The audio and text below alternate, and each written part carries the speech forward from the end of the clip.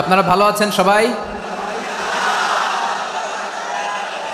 শীতে কষ্ট হচ্ছে না? মাশাআল্লাহ। 3 দিন ব্যাপী তাফসীরুল কোরআনের প্রোগ্রামের সমাপনী রজনী আজকে। আমি খুব লম্বা সময় নিব না, এটা তো আমার বিভাগীয় প্রোগ্রাম, খুলনা বিভাগের প্রোগ্রাম পেয়ে গেছে যশোর। মাশাআল্লাহ, 9টা প্যান্ডেল আছে, এখানে ধাক্কাধাক্কির কোনো মানি হয় না। তোমরা ধাক্কাধাক্কি করবা, এই জন্য প্যান্ডেল করা হয় নাই 9টা। বসো, কোনো কথা নাই। অনেক আলোচনা হয়েছে 3 দিন ব্যাপী। দেশ বরেণ্য প্রথিতযশা ওলামায়ে হযরতের মুখে আপনারা অসংখ্য কথা শুনেছেন। আমলের জন্য এগুলোই যথেষ্ট, নতুন করে আমার বলার কিছুর দরকার নাই। নতুন করে উপস্থাপনের মতো বলার মতো আমার কাছে কিছু নাইও। যা বলার 1500 বছর আগে আল্লাহ তাআলা উম্মাকে বলে দিয়েছেন, ঠিক কিনা? এমন কিতাব দান করেছে যে কিতাবে ভুল নাই, যতই পড়ি ততই শেখা যায়। বিয়ন্ডলেস, বাউন্ডলেস, বটমলেস, কুল কিনারা নাই, কুল কিনারাবিহীন সাগর। পড়েন সুবহানাল্লাহ। আসুন, এখানে আসার বসার এই প্রোগ্রামে অংশগ্রহণ করার উদ্দেশ্যকে, নিয়তকে আমরা খালেস করে নেই। আজকে আমরা যা শুনবো শিখবো আমলের নিয়তে শুনবো, ঠিক কিনা বলেন? শেষ পর্যন্ত নীরবতা বজায় রাখবো। আমি উঠবো, আপনারা উঠবেন। এর আগে ওঠা যাবে না। স্কেডিউলে একটু চেঞ্জ এসেছে, এশার সালাত হয়নি। আমার আলোচনার পরপরই আজান হবে। এশার সালাতে আমরা জামাতে অংশগ্রহণ করে একসাথে বিদায় নেব ইনশাআল্লাহ। বলেন, যে টপিকটি নিয়ে আমি আপনাদের সামনে আজকে কথা বলতে চাই, টপিকটি অনেক গুরুত্বপূর্ণ। টপিকটি হচ্ছে হিউম্যান রিসোর্স ডেভেলপমেন্ট, মানব সম্পদ উন্নয়ন। কারণ আল্লাহ তাআলা আমাদের যা দেখ আর না দেখ এটা দিছে। মানুষ আর মানুষ, 18 কোটি মানুষ, ঠিক কিনা? এই 18 কোটির জনসংখ্যার দেশে বসবাস করে আমরা খুশি না বেজার? খুশি হইতে হবে, বেজার হয়েন না। জাপানের খবর জানেন? তাদের গ্রোথ রেট নিচের দিকে, উল্টো। জনসংখ্যা নাই, বাচ্চা নিলে, সন্তান নিলে গভর্নমেন্ট তাদের টাকা দেয়। আমাদেরকে আল্লাহ তাআলা দয়া করে মায়া করে এই সম্পদটা দিয়েছেন। এই মানব সম্পদকে যেন আমরা কাজে লাগাই ইনশাআল্লাহ। পড়েন সবাই। হিউম্যান রিসোর্স ডেভেলপমেন্ট অনেক জনগুরুত্বপূর্ণ বিষয়, খুব সেন্সিটিভ বিষয়, বুঝতে হবে। যশোরের স্মার্ট ছেলেরা, এই যে আমি যাদেরকে দেখতে পাচ্ছি, all are the Gen Z of Jashore. যা জেন জি, ওরা স্মার্ট, ওরা ইশারা ইঙ্গিতে কাজ করে। এই যে পুরো গদি উল্টায় দিচ্ছে, ঠিক কিনা? 24-এর ছাত্র নাগরিক অভ্যুত্থান আমাদের দেখিয়ে দিচ্ছে কিভাবে চোখের ইশারায় গদি উল্টে দিতে হয়। জেনজিদের নিয়ে বসেছে, ওরা তো স্মার্ট, ওরা ডিস্টার্ব করবে না। মেহরবানি করে আমার সাথে কানেক্ট করো, 1 to 1, brain to brain, eye to eye, eye contact করো আমার সাথে। তাকাও, কষ্ট হলো আমার দিকে তাকাও, আওয়াজ করা যাবে না, আমার দিকে তাকাও। প্রিয় ভাইয়েরা, হিউম্যান রিসোর্স ডেভেলপমেন্টের ব্যাপারে কিছু কথা বলবো। এই যে আমাদের বিশাল জনসংখ্যা, এই জনসংখ্যাকে কি করে জনসম্পদে রূপান্তরিত করা যায়, এ ব্যাপারে কথা বলবো। আমি সূরাতু বনী ইসরাইলের 70 নম্বর আয়াত তেলাওয়াত করেছি। এই আয়াতের আলোকে কিছু কথা আমি আপনাদের সামনে বলবো। আল্লাহ তাআলা ইরশাদ করছেন, ওয়ালাকাদ কাররামনা বনী আদম ওয়া হামালনাহুম ফিল বাররি ওয়াল বাহরি ওয়া রাযাকনাহুম মিনাত তাইয়্যিবাত ওয়া ফাদ্দালনাহুম আলা কাসীরিম মিম্মান খালাকনা তাফদীলা। পড়েন আল্লাহু আকবার। রব্বুল আলামিন বলেন, ওয়ালাকাদ কাররামনা বনী আদম, আমি বনী আদমকে সম্মানিত করেছি, বনী আদমকে মর্যাদা দিয়েছি। ওয়া হামালনাহুম ফিল বাররি ওয়াল বাহর, বনী আদমকে জলে স্থলে এবং সমুদ্রে চলাচলের বাহন দিয়েছি। ওয়া রাযাকনাহুম মিনাত তাইয়্যিবাত, তাদেরকে পবিত্র রিজিকের বন্দোবস্ত করেছি। ওয়া ফাদ্দালনাহুম আলা কাসীরিম মিম্মান খালাকনা তাফদীলা, আর আমি আল্লাহ যাদেরকে সৃষ্টি করেছি তাদের মধ্য থেকে বনী আদমকে আমি শ্রেষ্ঠ বানিয়েছি। আমরা শ্রেষ্ঠ, আমরা আশরাফুল মাখলুকাত। আমরা কি? এই যে এমনি চিল্লাচিল্লি করে, জিজ্ঞেস করলে বলে না। আমরা আশরাফুল মাখলুকাত, আমরা কি? শ্রেষ্ঠ, সবার চেয়ে সেরা। আমাদের মতো করে আল্লাহ কাউকে বানায় নাই। 2 পায়ে ভর করে, শির দ্বারা এরকম স্ট্যান্ড রেখে মাথা উঁচু করে দাঁড়াতে পারে এরকম কোন প্রাণী পৃথিবীতে আছে? এজন্য আল্লাহ বলেন, ওয়ালাকাদ কাররামনা বনী আদম, আমি বনী আদমকে সম্মানিত করেছি, তাদেরকে আমি মর্যাদা দিয়েছি। তাদেরকে আমি যত মর্যাদা দিয়েছি আমার কোন সৃষ্টিকে এত মর্যাদা দেই নাই। পড়েন সুবহানাল্লাহ। I have dignified the status of the sons of Adam, আদমের সব সন্তানের মর্যাদা আমি বাড়িয়েছি। আল্লাহ এখানে বলেননি ওয়ালাকাদ কাররামনাল মুমিনিন, আমি মুমিনের মর্যাদা বাড়িয়েছি, বলেছেন? আল্লাহ এখানে বলেন নাই ওয়ালাকাদ কাররামনাল মুসলিমিন, আমি মুসলিমের মর্যাদা বাড়িয়েছি। আল্লাহ বলেছেন ওয়ালাকাদ কাররামনা বানি আদম, আমি বনি আদমের সম্মান বাড়িয়েছি, হোক সে মুমিন কিংবা কাফের, মুসলিম কিংবা মুশরিক, আস্তিক কিংবা নাস্তিক, আরব কিংবা অনারব, যেই হোক না কেন আদম সন্তান সবগুলার মর্যাদা বাড়ায় দিয়েছে কে?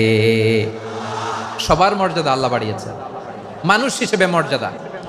বিশ্বনবী সাল্লাল্লাহু আলাইহি ওয়াসাল্লাম ইহুদির লাশ দেখে দাঁড়িয়ে গেলেন। কার লাশ? আমার যশোরের ভাইয়েরা আওয়াজ করে বলুন, কার লাশ? ইহুদির লাশ দেখে দাঁড়ায় গেলেন। সাহাবারা বললেন, ইয়া রাসূলুল্লাহ, আপনি দাঁড়ালেন যে, এটা তো ইহুদির লাশ। বিশ্বনবী বললেন, আওয়ালাইসাত নাফসান, এটা কি মানুষ নয়? এটা হোক ইহুদি হোক খ্রিস্টান, এটা তো মানুষ। আমি মানুষ দেখে দাঁড়িয়েছি। আই স্যালিউট দ্য হিউম্যানিটি, আমি মানবতাকে সম্মান করেছি। পড়েন সুবহানাল্লাহ।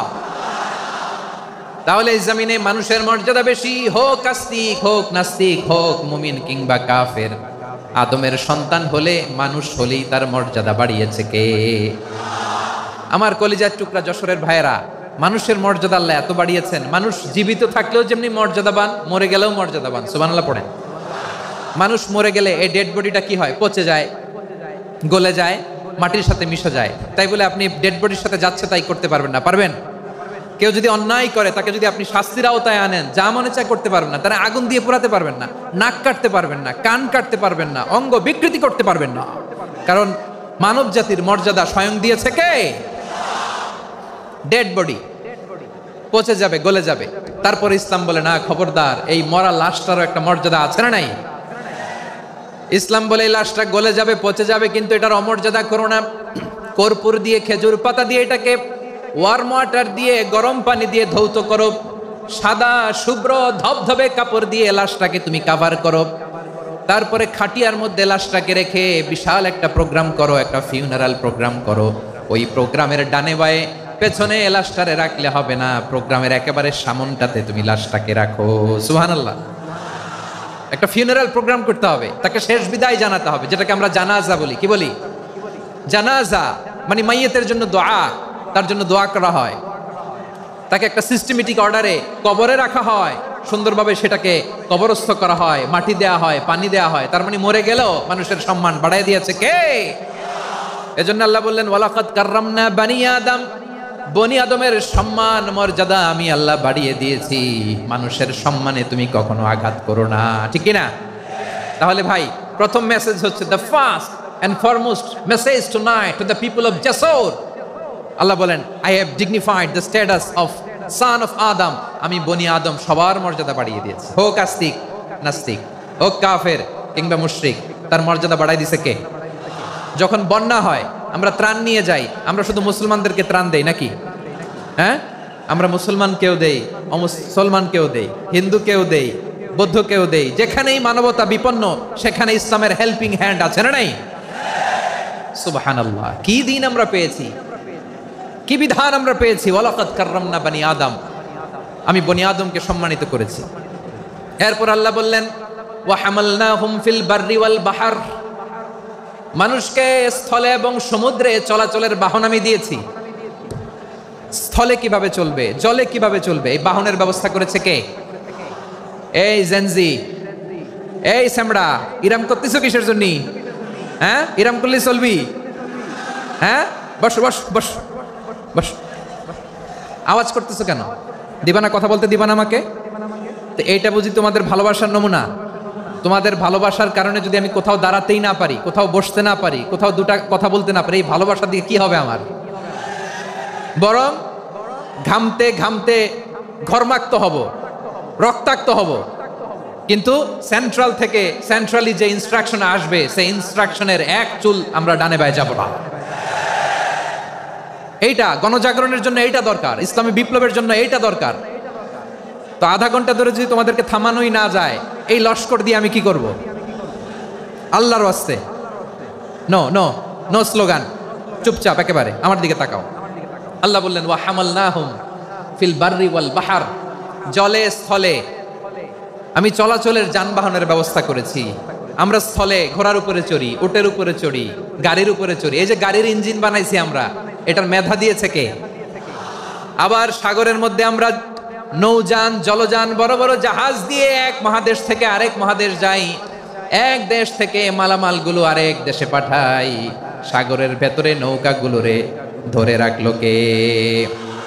والفلك التي تجري في البحر بما ينفع الناس। মানুষের উপকার আছে এরকম সরঞ্জামাদি নিয়ে সাগরের উপরে বিশাল বিশাল জলযানগুলো চলে, এগুলো ডুবে যায় না, কাত হয়ে যায় না, পড়ে যায় না, এগুলোকে স্থিতিস্থাপকতাকে ঠিক করে রাখলো কে?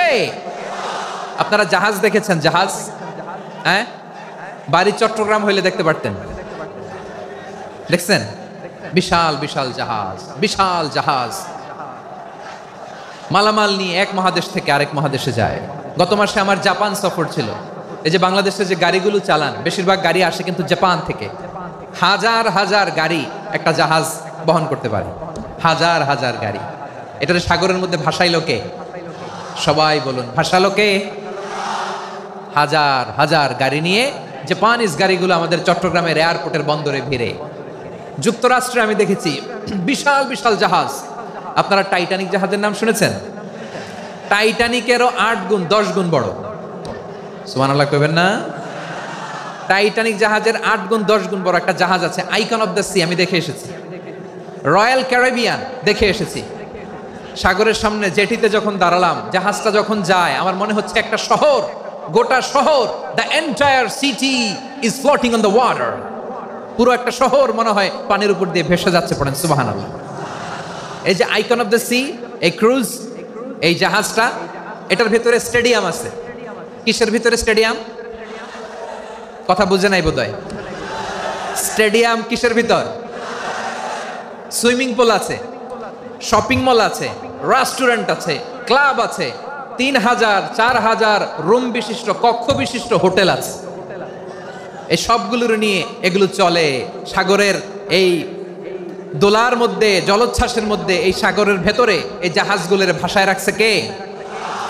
সূরা আর রহমানে আল্লাহ তাআলা বললেন, ওয়ালাহুল জাওয়ারিল মুনশাআতু ফিল বাহরি কাল আ'লাম ফাবিআইয়ি আলা, সবাই পড়েন, ফাবিআইয়ি আলাই রাব্বিকুমা তুকাযযিবান।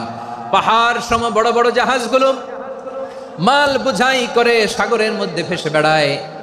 এগুলো দিয়ে মালামাল বহন করা যায়, মানুষরা এক দেশ থেকে আরেক দেশে যায়। এই জাহাজগুলোর সাগরের ভেতরে ভাসায় রাখলো কে?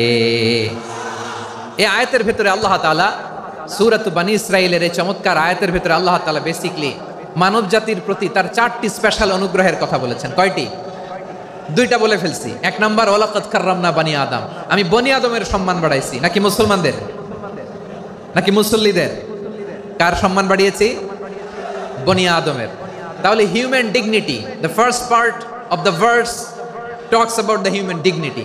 2 নাম্বার অংশ আল্লাহ তাআলা বললেন, ওয়া হামালনাহুম ফিল বাররি ওয়াল বাহর, স্থলে এবং সমুদ্রে আমি তাদের জন্য চলাচলের বাহন দিয়েছি।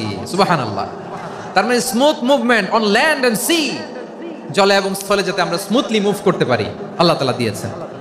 3 নাম্বার আল্লাহ তাআলা বললেন, ওয়া রাযাকনাহুম মিনাত তাইয়্যিবাত, মানুষের জন্য আমি পবিত্র রিজিকের ব্যবস্থা করেছি। জলে এবং স্থলে যত প্রাণী আছে সবগুলা প্রাণীকে রিজিক দেয় কে? আমাদেরকে রিজিক দেয় কে? সাগরের মাছগুলোকে, বড় বড় তিমি মাছগুলোরে রিজিক দেয় কে? বাতাসের মধ্যে ভেসে বেড়ানো বড় বড় পাখিগুলো, স্ক্যান্ডিনেভিয়ান কান্ট্রি থেকে লক্ষ লক্ষ কোটি কোটি পাখিগুলো যে এক দেশ থেকে আরেক দেশে ট্রান্সফার হয়, এগুলোর রিজিক দেয় কে? রব্বুল আলামিন বলেন, ওয়ামা মিন দাব্বাতিন ফিল আরদি ইল্লা আলাল্লাহি রিজকুহা ওয়া ইয়ালামু মুস্তাকাররাহা ওয়া মুস্তাওদাআহা কুল্লুম ফি কিতাবিম মুবিন। আল্লাহু আকবার। রব্বুল আলামিন বলেন, ভূপৃষ্ঠে বিচরণশীল যত প্রাণী আছে সব প্রাণীগুলোকে আমি আল্লাহ আমার নিজের কুদরতে রিজিকের বন্দোবস্ত করি। এই প্রাণীগুলো কোথায় থাকে, কোথায় যায়, সব জায়গায় আমি রিজিক পৌঁছে দেই। রিজিক কেউ দিতে পারে না, রিজিকের মালিক কে? রিজিকের মালিক তিনি আল্লাহ। এজন্য আল্লাহ তাআলা বললেন, ওয়া রাযাকনাহুম মিনাত তাইয়্যিবাত। এরপর আল্লাহ বললেন, ওয়া ফাদ্দালনাহুম আলা কাসীরিম মিম্মান খালাকনা তাফদীলা। আমি যত প্রাণী সৃষ্টি করেছি সকল প্রাণীর মধ্যে মানুষের মর্যাদা শ্রেষ্ঠত্ব আমি দিয়েছি। সুবহানাল্লাহ পড়েন। তাহলে এক নম্বরে আল্লাহ বললেন আমি বনি আদমের মর্যাদা বাড়ালাম। এরপরে বললেন স্থলে এবং সমুদ্রে চলাচলের জন্য যানবাহন দিলাম। 3 নম্বরে আল্লাহ বললেন পবিত্র রিজিকের ব্যবস্থা করে দিলাম। এরপরে আল্লাহ বললেন যত প্রাণী আছে সৃষ্টি আছে সবগুলার উপরে আমি মানুষকে শ্রেষ্ঠত্ব দিলাম। সুবহানাল্লাহ। তাহলে সবচেয়ে বেশি শ্রেষ্ঠত্ব মানুষের। কার? মানুষের। শুধু তাই নয় প্রিয় ভাইরা, আকাশ এবং জমিনে যা কিছু আছে সবকিছু মানুষের জন্য, মানুষের কল্যাণে, মানুষের প্রয়োজনে, মানুষের বশীভূত করে সৃষ্টি করেছেন কে? রব্বুল আলামিন বলেন হুয়াল্লাযী খালাকা লাকুম মা ফিল আরদি জামিআ। এই জমিনের মধ্যে যা কিছু আমি আল্লাহ সৃষ্টি করেছি সব কিছু আমি মানুষের জন্য সৃষ্টি করেছি। পড়েন সুবহানাল্লাহ। হুয়াল্লাযী খালাকা লাকুম মা ফিল আরদি জামিআ। যা আছে সব আমাদের জন্য, সব আমাদেরকে সার্ভিস দেওয়ার জন্য, আমাদের উপকারের জন্য, আমাদের কল্যাণের জন্য। আওয়াজ করে সবাই পড়ুন আল্লাহু আকবার। অন্য আয়াতে আল্লাহ বললেন ওয়াসাখখারা লাকুম মা ফিস সামাওয়াতি ওয়া মা ফিল আরদি জামিআম মিন ইন্না ফি যালিকা লাআয়াতিন লিকাউমি ইয়াতাফাক্কারুন।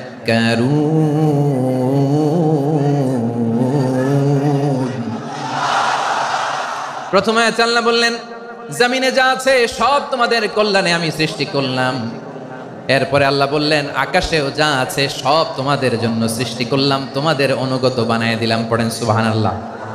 মানুষের কি ব্রেইন দেখেন, মানুষ জমিন ছেড়ে আকাশে চলে যায়। পাখি দেখে মানুষের শখ হলো পাখি যেহেতু উঠতে পারে আমরাও পারবো। অরবিল রাইট, উইলবার রাইট, 2 ভাই মিলে আঁকাঝোঁকা করতে করতে করতে করতে প্লেন বানায় ফেললো। কোন সুবহানাল্লাহ। এখন পাখিও ওরে আমরাও ওরি। এরপরেই মানুষের কৌতূহল থামে না এখানে। মানুষ চলে গিয়েছে চাঁদে। কোথায় গেছে? এখন কিন্তু চাঁদে জমি বিক্রি হয় জানেন। পৃথিবী নিয়ে মারামারি শেষ। রাশিয়া আমেরিকা এখন ধরছে চাঁদ আর মঙ্গল গ্রহ। এখন চাঁদে জমি বিক্রি হয়, মঙ্গলে জমি বিক্রি হয়। এই চাঁদ, মঙ্গল, বৃহস্পতি, শনি সব আল্লাহ তাআলা আমাদের জন্য বানিয়েছেন। সুবহানাল্লাহ পড়েন। মানুষ সাগরের উপরে চড়ে, শূন্যে ভেসে বেড়ায়, পাহাড় কেটে সুড়ঙ্গ বানায়, টানেল বানায়। মানুষ ব্রডব্যান্ডের লাইন নিয়ে যায় সাগরের ভেতর দিয়ে এক দেশ থেকে আরেক দেশে, এক মহাদেশ থেকে আরেক মহাদেশে। সুবহানাল্লাহ পড়েন। তার মানে গোটা বিশ্বের সব কিছুর উপরে control, superiority over all creatures, সব কিছুর উপর কন্ট্রোল, মনিটরিং, নিয়ন্ত্রণ এটা প্রতিষ্ঠা করে দিয়েছে কে? এজন্যই মানুষের শ্রেষ্ঠত্ব। ওয়ালাকাদ কাররামনা বানি আদম। আমি বনি আদমের সম্মান বাড়িয়েছি, মর্যাদা আমি বাড়িয়ে দিয়েছি এই কারণে, কারণ মানুষ সবকিছুর উপর নিয়ন্ত্রণ নিতে পারে। মানুষকে নিয়ে এই কোরআনের সব আলোচনা, মানুষকে নিয়ে এই কোরআনের সব। তাই কোরআনের কেন্দ্রীয় আলোচ্য বিষয় হচ্ছে মানুষ। কোরআনের কেন্দ্রীয় আলোচ্য বিষয় কি? যশোরের ভাইয়েরা বুঝে থাকলে সবাই বলবেন কোরআনের কেন্দ্রীয় আলোচ্য বিষয় কি? এই যে আমি মূল আলোচনায় যাচ্ছি এখন। কেন মানুষ কোরআনের কেন্দ্রীয় আলোচ্য বিষয়? এই যে ভাইয়েরা, এই যে হাত জোর করে, এই যে Jessore Gen Z, the smart people of Jessore, হাত জোর করে বলতেছে, হাত জোর করে তোদের কাছে আল্লাহর দোহাই লাগে। Stop, stop. শুরুতে একবার বলেছে জায়গা না হলে আস্তে আস্তে ধাক্কা দিবা, সামনে না পিছনে দিয়ে দিয়ে বেরোয় চলে যাও। এলইডিতে দেখো, এই যে আল্লাহর ওয়াস্তে জায়গা না হলে ওইদিকে যাও। কোরআনের মাহফিলে বিশৃঙ্খলা, এটা কাফিরদের আলামত। কাফিররা শীষ দিত, শীষ। বিশ্বনবী কোরআনের তাফসির করলে কাফিররা শীষ দিত আর ক্ল্যাপিং করত, হুইসেল এন্ড ক্ল্যাপিং। তো আমরা কি এখানে বিশৃঙ্খলা করতে আসছি? তো বারবার থামানো লাগে কেন? কোনো আওয়াজ হবে না, বললাম তো। স্টপ। আওয়াজ করে বলুন কোরআনের কেন্দ্রীয় আলোচ্য বিষয় কি? সবাই বলেননি। এতগুলো মানুষ উত্তর দিলে এতটুকু আওয়াজ হয়, অন্তত আমি বিশ্বাস করি না। যশোর আওয়াজ করে বলো কোরআনের কেন্দ্রীয় আলোচ্য বিষয় কি? মানুষ। এই মানুষ কোরআনের কেন্দ্রীয় আলোচ্য বিষয়। মানুষকে আল্লাহ স্বাধীনতা দিয়েছেন। ফামান শাআ ফালইউমিন ওয়া মান শাআ ফালইয়াকফুর। চাইলে মুমিন হতে পারো, চাইলে কাফের হতে পারো, তোমার ইচ্ছা। তবে জেনে রাখো মুমিন হলে পাবা জান্নাত, কাফির হলে পাবা জাহান্নাম। নাও দ্য ডিসিশন ইজ ইয়ার্স। সিদ্ধান্ত তোমার, জান্নাতে যাবা না জাহান্নামে যাবা। যশোরের ভাইয়ের আওয়াজ করে বলুন, কই যেতে চান, জান্নাতে না জাহান্নামে? ডান দিকে না বাম দিকে? ডানপন্থী না বামপন্থী? চিল্লা চিল্লি না চুপচাপ? চুপচাপ কয়ে আবার চিল্লাচিল্লি শুরু করে দিচ্ছে। মাশাআল্লাহ। তাহলে কোরআনের কেন্দ্রীয় আলোচ্য বিষয় মানুষ। আমার সাথে থাকতে হবে, তোমাদেরকে নিয়ে আমি আলোচনা শেষ পর্যন্ত যাব। অনেক গুরুত্বপূর্ণ কথা বাকি আছে, আমাকে সহযোগিতা করতে হবে। মাশাআল্লাহ, এই তো ঠান্ডা হয়েছে। হ্যাঁ, ঠিক আছে ঠিক আছে ঠিক আছে। মানুষকে আল্লাহ এত স্বাধীনতা দিয়েছেন, মানুষ চাইলে অনেক ভালো হইতে পারে। ভালোর রাস্তাও খোলা, খারাপ হওয়ার রাস্তাও খোলা। ভালো হইলে মানুষ অনেক ভালো, খারাপ হইলে অনেক খারাপ। ভালো হইলে সবচেয়ে ভালো, খারাপ হইলে সবচেয়ে খারাপ। এজন্য সিদ্ধান্ত আপনাকে নিতে হবে। আল্লাহ তাআলা বলছেন, লাকাদ খালাকনাল ইনসানা ফি আহসানি তাকওয়িম সুম্মা রাদাদনাহু আসফালা সাফিলিন। আমি মানুষকে অনেক সুন্দর অবয়বে, সুন্দর আকৃতিতে সৃষ্টি করেছি। তার শুধু চেহারার ডিজাইনটাই সুন্দর নয়, তার ব্রেনটা বড্ড সুন্দর, তার মানসিকতা বড্ড সুন্দর, তার সৃজনশীলতা বড্ড সুন্দর। পড়েন সুবহানাল্লাহ। আমাদের চেহারা, অবয়ব, ডিজাইন যে সুন্দর তা না, আমাদের ব্রেনটা অনেক সফিস্টিকেটেড ব্রেন, অনেক সফিস্টিকেটেড। এই 1.5 কেজি ব্রেন ইউজ করে মানুষ গোটা বিশ্বে সভ্যতা বিনির্মাণ করেছে, ঠিক কিনা? এই ব্রেন আল্লাহ তাআলা আমাকে দিয়েছে। এটারে কাজে লাগালে, আপনার 6 সেন্স কাজে লাগালে আপনি অনন্য মানুষ হয়ে উঠবেন, মহামানবে রূপান্তরিত হবেন। মানুষ হতে পারে, চাইলেই মহামানব হতে পারে। আবার যদি মানুষ চায় খারাপও হতে পারে। আল্লাহ বললেন শুধু ভালোই না, ভালো হতে চাইলে অনেক ভালো তুমি হতে পারো, আবার খারাপ হতে চাইলে অনেক খারাপ তুমি হতে পারো। সুম্মা রাদাদনাহু আসফালা সাফিলিন।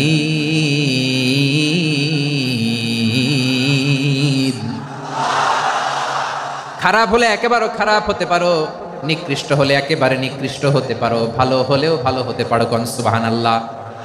এবার আওয়াজ করে বলুন, ভালো হতে চাই না খারাপ? শ্রেষ্ঠ না নিকৃষ্ট? মানুষ ভালো হলে মানুষ ফেরেশতার চেয়েও ভালো, মানুষ খারাপ হলে সে পশুর চেয়েও খারাপ। কথা ঠিক কিনা বলেন? ভালো হলে ফেরেশতার চেয়েও ভালো, খারাপ হলে পশুর চেয়েও নিকৃষ্ট। তার মানে শ্রেষ্ঠত্বে মানুষ, শ্রেষ্ঠত্বে ফেরেশতাকে হার মানায়, আর অধপতনে শ্রেষ্ঠত্বে ফেরেশতাকে ছাড়িয়ে যায়, আর অধপতনে পশুকেও হার মানায়। আই রিপিট, আমি আবারও বলছি, মানুষ শ্রেষ্ঠত্বে ফেরেশতাকে ছাড়িয়ে যায়, আর অধপতনে সে পশুকেও হার মানায়। আওয়াজ করে বলতে হবে ঠিক কিনা? এটার প্রমাণ কি? মানুষ শ্রেষ্ঠ হইলে যে ফেরেশতার চেয়েও সেরা, তার প্রমাণ কি?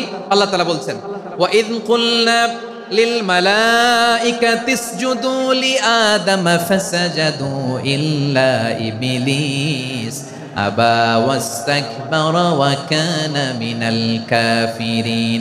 আল্লাহ বলেন, স্মরণ করো সে সময়ের কথা যখন আমি ফেরেশতাদেরকে বললাম, ও ফেরেশতারা আদমকে সেজদা দাও। সব ফেরেশতারা সম্মান সূচক সেজদা আদমকে দিল। তারা আদমের জন্য সেজদায় লুটিয়ে পড়লো, একজন ছাড়া, তার নাম ইবলিস। আওয়াজ করে বলেন, তার নাম কি? সে অহংকার প্রদর্শন করলো, সে কাফের হয়ে গেল। বাকি সব ফেরেশতারা সেজদা দিল। সুবহানাল্লাহ। আবার আদম আলাইহিস সালামকে আল্লাহ জিজ্ঞেস করলেন, সব বলে দিল উত্তর, কিন্তু ফেরেশতাদেরকে একই প্রশ্ন জিজ্ঞেস করলেন, তারা উত্তর করতে পারে নাই। তার মানে এর মধ্য দিয়ে প্রমাণিত হয়, মানুষ ভালো হলে ফেরেশতার চেয়েও ভালো, ফেরেশতার চেয়েও মানুষের মর্যাদা বাড়িয়ে দিয়েছে কে? সব নূরের ফেরেশতা যখন মাটির আদমকে সেজদা দেয়, এটা প্রমাণ করে ফেরেশতার চেয়েও মানুষের মর্যাদা বাড়িয়ে দিয়েছে কে? তুমি মাটির আদমকে প্রথম সৃষ্টি করিয়া ঘোষণা করিয়া দিলে শ্রেষ্ঠ বলিয়া, তাই তো নূরের ফেরেশতা করে আদমকে সেজদা। ঠিক কিনা বলেন? তাই তো নূরের ফেরেশতা করে আদমকে সেজদা। সবার চেয়ে সম্মান দিলে মাটির আদমকে। আল্লাহু আল্লাহু তুমি জাল্লে জালালুহু, শেষ করা তো যায় না গে তোমার গুণগান। পড়েন না? পড়েন। আল্লাহু আল্লাহু তুমি জাল্লে জালালুহু, শেষ করা তো যায় না গে তোমার গুণগান। আল্লাহু আল্লাহু। আল্লাহু আকবার। আদমের মর্যাদা বেশি, মানুষের মর্যাদা বেশি, মানুষ শ্রেষ্ঠ তার প্রমাণ নূরের ফেরেশতা মাটির আদমকে সেজদা করে। আওয়াজ করে বলেন ঠিক কিনা? তাহলে মানুষ ভালো হলে ফেরেশতার চেয়ে ভালো। আবার মানুষ যদি খারাপ হয় সে পশুর চেয়েও খারাপ, অধপতনে পশুত্বকে হার মানায়। তার প্রমাণ কি? তার প্রমাণ হচ্ছে যশোরের ভাইরা দেখবেন পত্রিকায় নিউজ পেপারে মাঝে মাঝে এরকম দেখা যায়, এক মানুষ আরেক মানুষকে হত্যা করে 20 টুকরা করে বস্তার ভিতরে ভরেছে। আপনারা এই নিউজ পড়েন নাই না? দেখেন নাই? দেখছেন? মানুষ মানুষকে হত্যা করে কয় টুকরা? জোরে বলেন।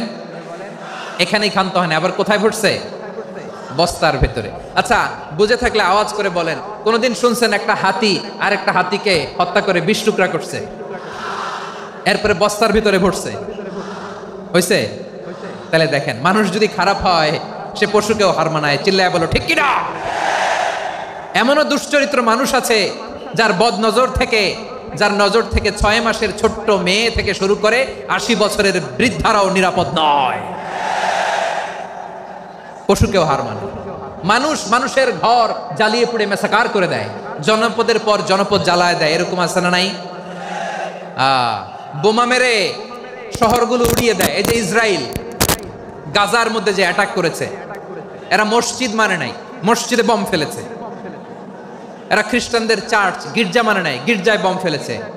পৃথিবীর ইতিহাসে never happened in the history of the world that someone bombed on a hospital, on a ICU center. এমন হাসপাতাল যেখানে আইসিইউর রোগীরা আছে, ওই হাসপাতালের উপরও ইসরায়েলি সৈনিকেরা বোমা মেরেছে। জোরে বলেন ঠিক কিনা? এরা মানুষ? আওয়াজ করে বলেন, এরা মানুষ না। প্রিয় ভাইয়েরা, চোখ কান নাক মুখ থাকলেই মানুষ না। যা সামনে দেখেন এগুলো সব মানুষ না, এগুলো জনসংখ্যা। এগুলো কি? সবাই বলুন, এগুলো কি? বাড়ছে জনসংখ্যা, কমছে মানুষ। বাড়ছে জনসংখ্যা, কমছে। এই দুনিয়া এখন তো আর সেই দুনিয়া নাই, মানুষ নামের মানুষ আছে দুনিয়া বোঝাই,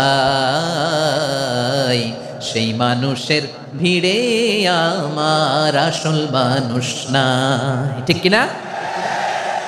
আসল মানুষের বড্ড অভাব, আসল মানুষের বড্ড অভাব। আমার ভাইয়েরা, মানুষ খারাপ হলে পশুকেও হার মানায়। আচ্ছা, আওয়াজ করে বলেন, এই যশোরের ছেলেরা এদিক তাকাও, আওয়াজ করে বলো, যে ইসরায়েলি সোলজাররা উপর থেকে বোমা মারলো, তারাও মানুষ? তারাও কি? ওরাও রক্তে মাংসে মানুষ, ওদেরও পরিবার আছে। বোমা মেরে যেই মেয়েটাকে তারা অনাথ বানায়, ইয়াতিম বানায়, ও কিন্তু বাসায় ওর মেয়েটাকে রেখে আসছে। ঠিক কিনা বলেন?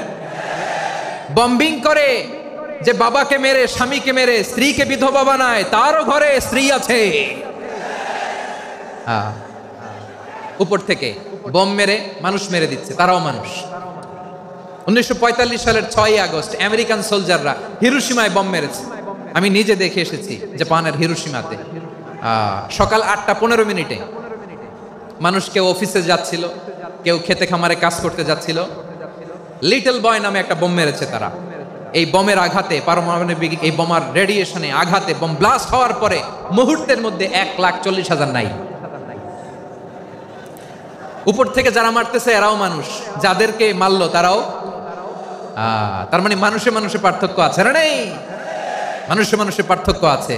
নাক কান চোখ মুখ থাকলেই মানুষ নয়। বাড়ছে জনসংখ্যা, কমছে মানুষ। চিল্লায় বলো ঠিক কিনা? তাহলে আমরা বুঝলাম, মানুষ ভালো হলে অনেক ভালো, খারাপ হলে অনেক খারাপ। ও আমার কলিজার টুকরা যশোরের ভাইয়েরা, আসুন না 3 দিন ব্যাপী এই তাফসিরুল কোরআনের ঐতিহাসিক প্রোগ্রাম থেকে আমরা সিদ্ধান্ত নেই, আমরা ভালো মানুষ হব নাকি খারাপ মানুষ হব। কলিজা থেকে, প্রাণ থেকে আওয়াজ করে সবাই বলুন, ভালো মানুষ নাকি খারাপ মানুষ? ভালো মানুষ হইতে হবে। ভালো মানুষ যারা জগৎটাকে এনলাইটেন করবে, যারা এনলাইটেন করবে, যারা সত্যের বীর সেনানী হয়ে দাঁড়াবে, যারা সত্যের পক্ষে কথা বলবে, যারা জালিমের মসনদকে ভেঙে খান খান করে দেবে। এরকম হওয়ার দরকার আছে না নাই? এরকম ভালো মানুষ আমরা হতে চাই কি চাই না? মানুষকে যত্ন নিলে মানুষ যে কত ভালো হয় আপনি কল্পনাও করতে পারবেন না। এই যে আপনাদের যশোরে যে ভালো ছেলেগুলো আছে, যে ভালো তরুণগুলো আছে, যে যুবকগুলো আছে, যে ভালো আলেমরা আছে, ভালো নেতারা আছে, সবাই যদি তাদের মতো হতো, পুরো যশোরটা একটা জান্নাতের টুকরা হয়ে যেত। আওয়াজ করে বলেন ঠিক কিনা? মানুষকে নার্চারিং করলে, মানুষকে পলিশ করলে, মানুষকে গ্রুমিং করলে, মানুষকে সঠিক তারবিয়া দিলে মানুষ অনন্য হয়ে ওঠে। প্রতিটি মানুষ অনন্য। আমি অনন্য, আপনি অনন্য, আমরা সবাই অনন্য। সুবহানাল্লাহ বলেন। মানুষকে আল্লাহ তাআলা দিয়েছেন অসীম ক্ষমতা, অসীম ক্ষমতা। সুবহানাল্লাহ।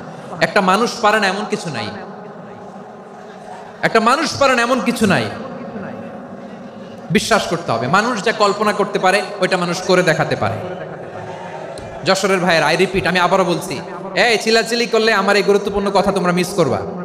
আমরা যখন আমার পিতার পৃষ্ঠদেশে ছিলাম, পিতার পৃষ্ঠদেশ থেকে শুক্রাণু যখন মায়ের গর্ভদেশে যেয়ে পড়ে, কতটা শুক্রাণু ভ্রমণ শুরু করে জানো? 20 কোটি শুক্রাণু।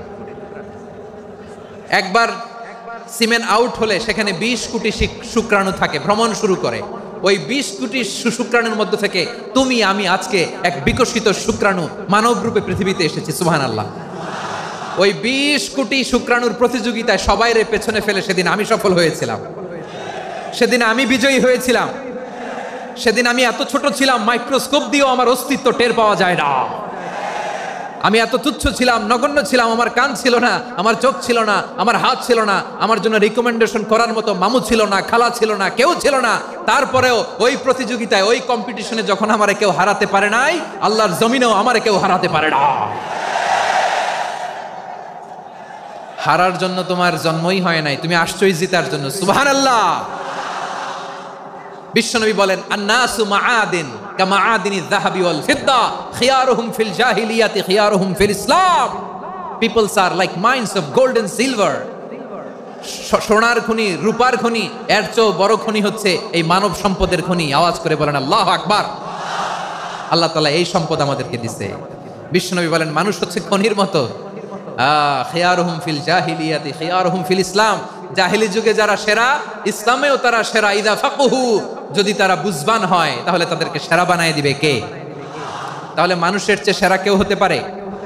মানুষের চেয়ে অনন্য কেউ হতে পারে? মানুষকে কেউ হারাতে পারে? আওয়াজ করে বলো, তোমাকে কেউ হারাতে পারবে? এই সাহস জাগছে আজকের আলোচনা থেকে। আমি তুমি অনন্য, আমাকে তোমাকে হারায়া দেওয়া এত সহজ না, ঠিক কিনা?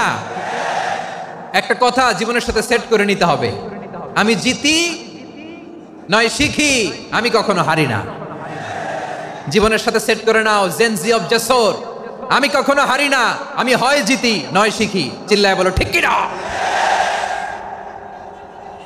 আমি কখনো হারি না, আমার হারানো এত সোজা না। কি সাহস জাগছে? বুকে সাহস জাগছে? তাকবীর পড়ো, লিল্লাহে তাকবীর। তাহলে বিশ্বনবী বললেন, নাসু মাআদিন, মানুষ হচ্ছে খনি। এই ধাক্কা ধাক্কি, আমি জানি এগুলো ভালোবাসার ধাক্কা ধাক্কি, এজন্য আমি সহ্য করে নেই। এগুলো যে ভালোবাসার ধাক্কা ধাক্কি, এটা আমরা বুঝি। পৃথিবীর কোনো আইন, সিকিউরিটি প্রটোকল দিয়ে এটারে মানানো যাবে না, কারণ এটা তো ভালোবাসা, লাভ। লাভ কোনো আইন কানুন দিয়ে বাধা যায় না, মানানো যায় না, ঠিক কিনা বলো?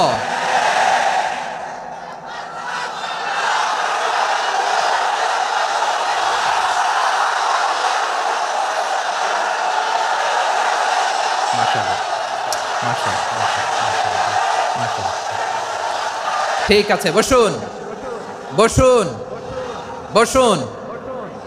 আল নাসু মাআদিন, মানুষ হচ্ছে খনি। এই খনির যত্ন নিতে হবে। আমার মা বাবা যারা এসেছেন, আপনার ছেলে মেয়ের যত্ন নেন। আপনার ছেলের মধ্যে যে কি পটেনশিয়াল আপনি জানেন না। আপনার এই ছোট্ট অবুজ ছেলেটাই আগামী দিনের শায়েখ আহমদুল্লাহ হবে।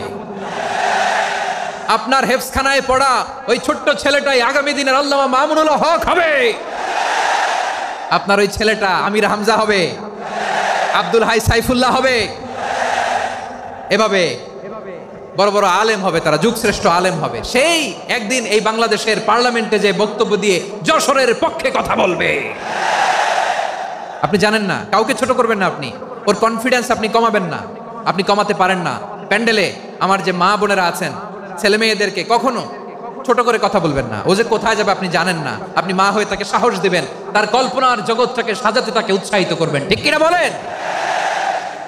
আর আমার প্যান্ডেলের আমার প্রিয় শ্রদ্ধাশীলা মায়েরা বোনেরা, আপনারা তো আরো দামি সম্পদ।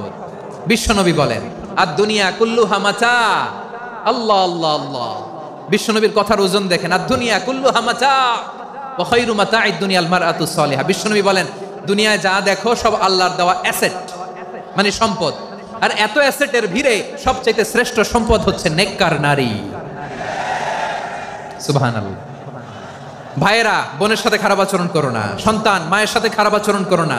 আমাদের মায়েরা আমাদের asset, they are our priceless asset. কারণ এই মায়েদের পেটে এসেছে আল্লাহর ওলিরা, এই মায়েদের পেটে এসেছে খান জাহান আলী, এই মায়ের পেটে এসেছে শাহজালাল ইয়ামানি, এই মায়ের পেটে এসেছে আল্লাহর সব নবীরা।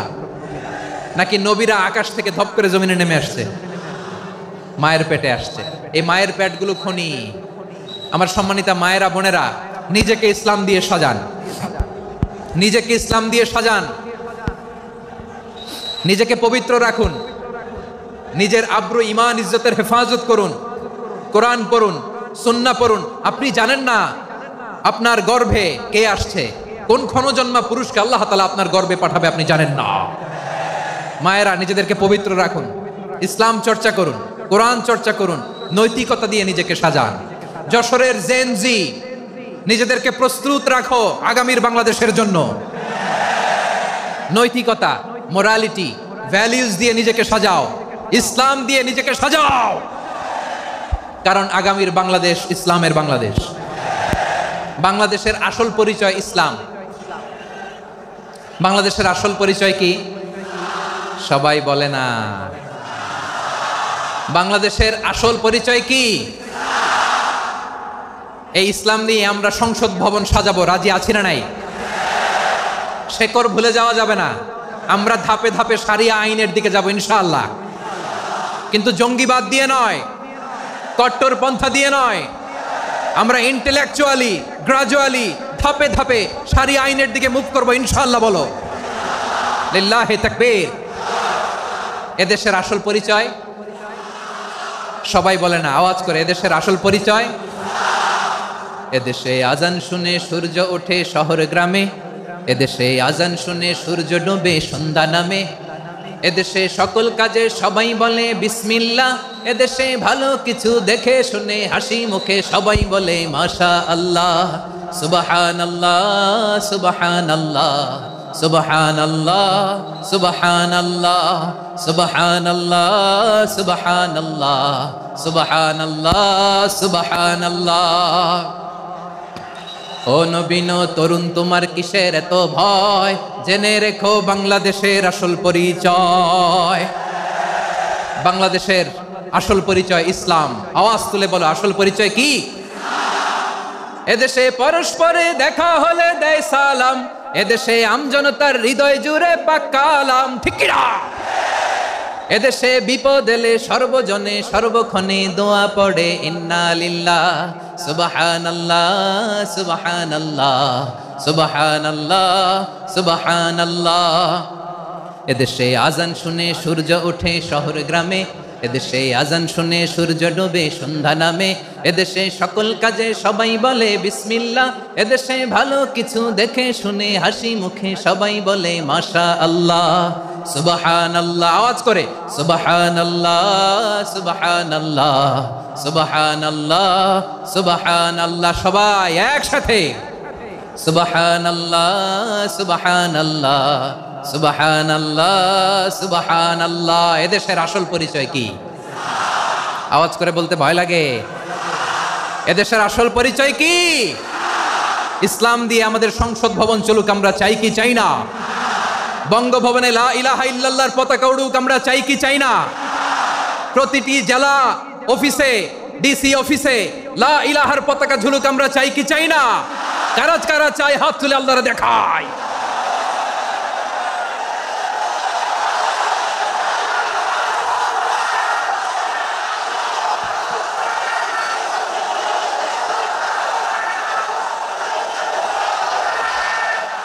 মাশাআল্লাহ মাশাআল্লাহ মাশাআল্লাহ মাশাআল্লাহ।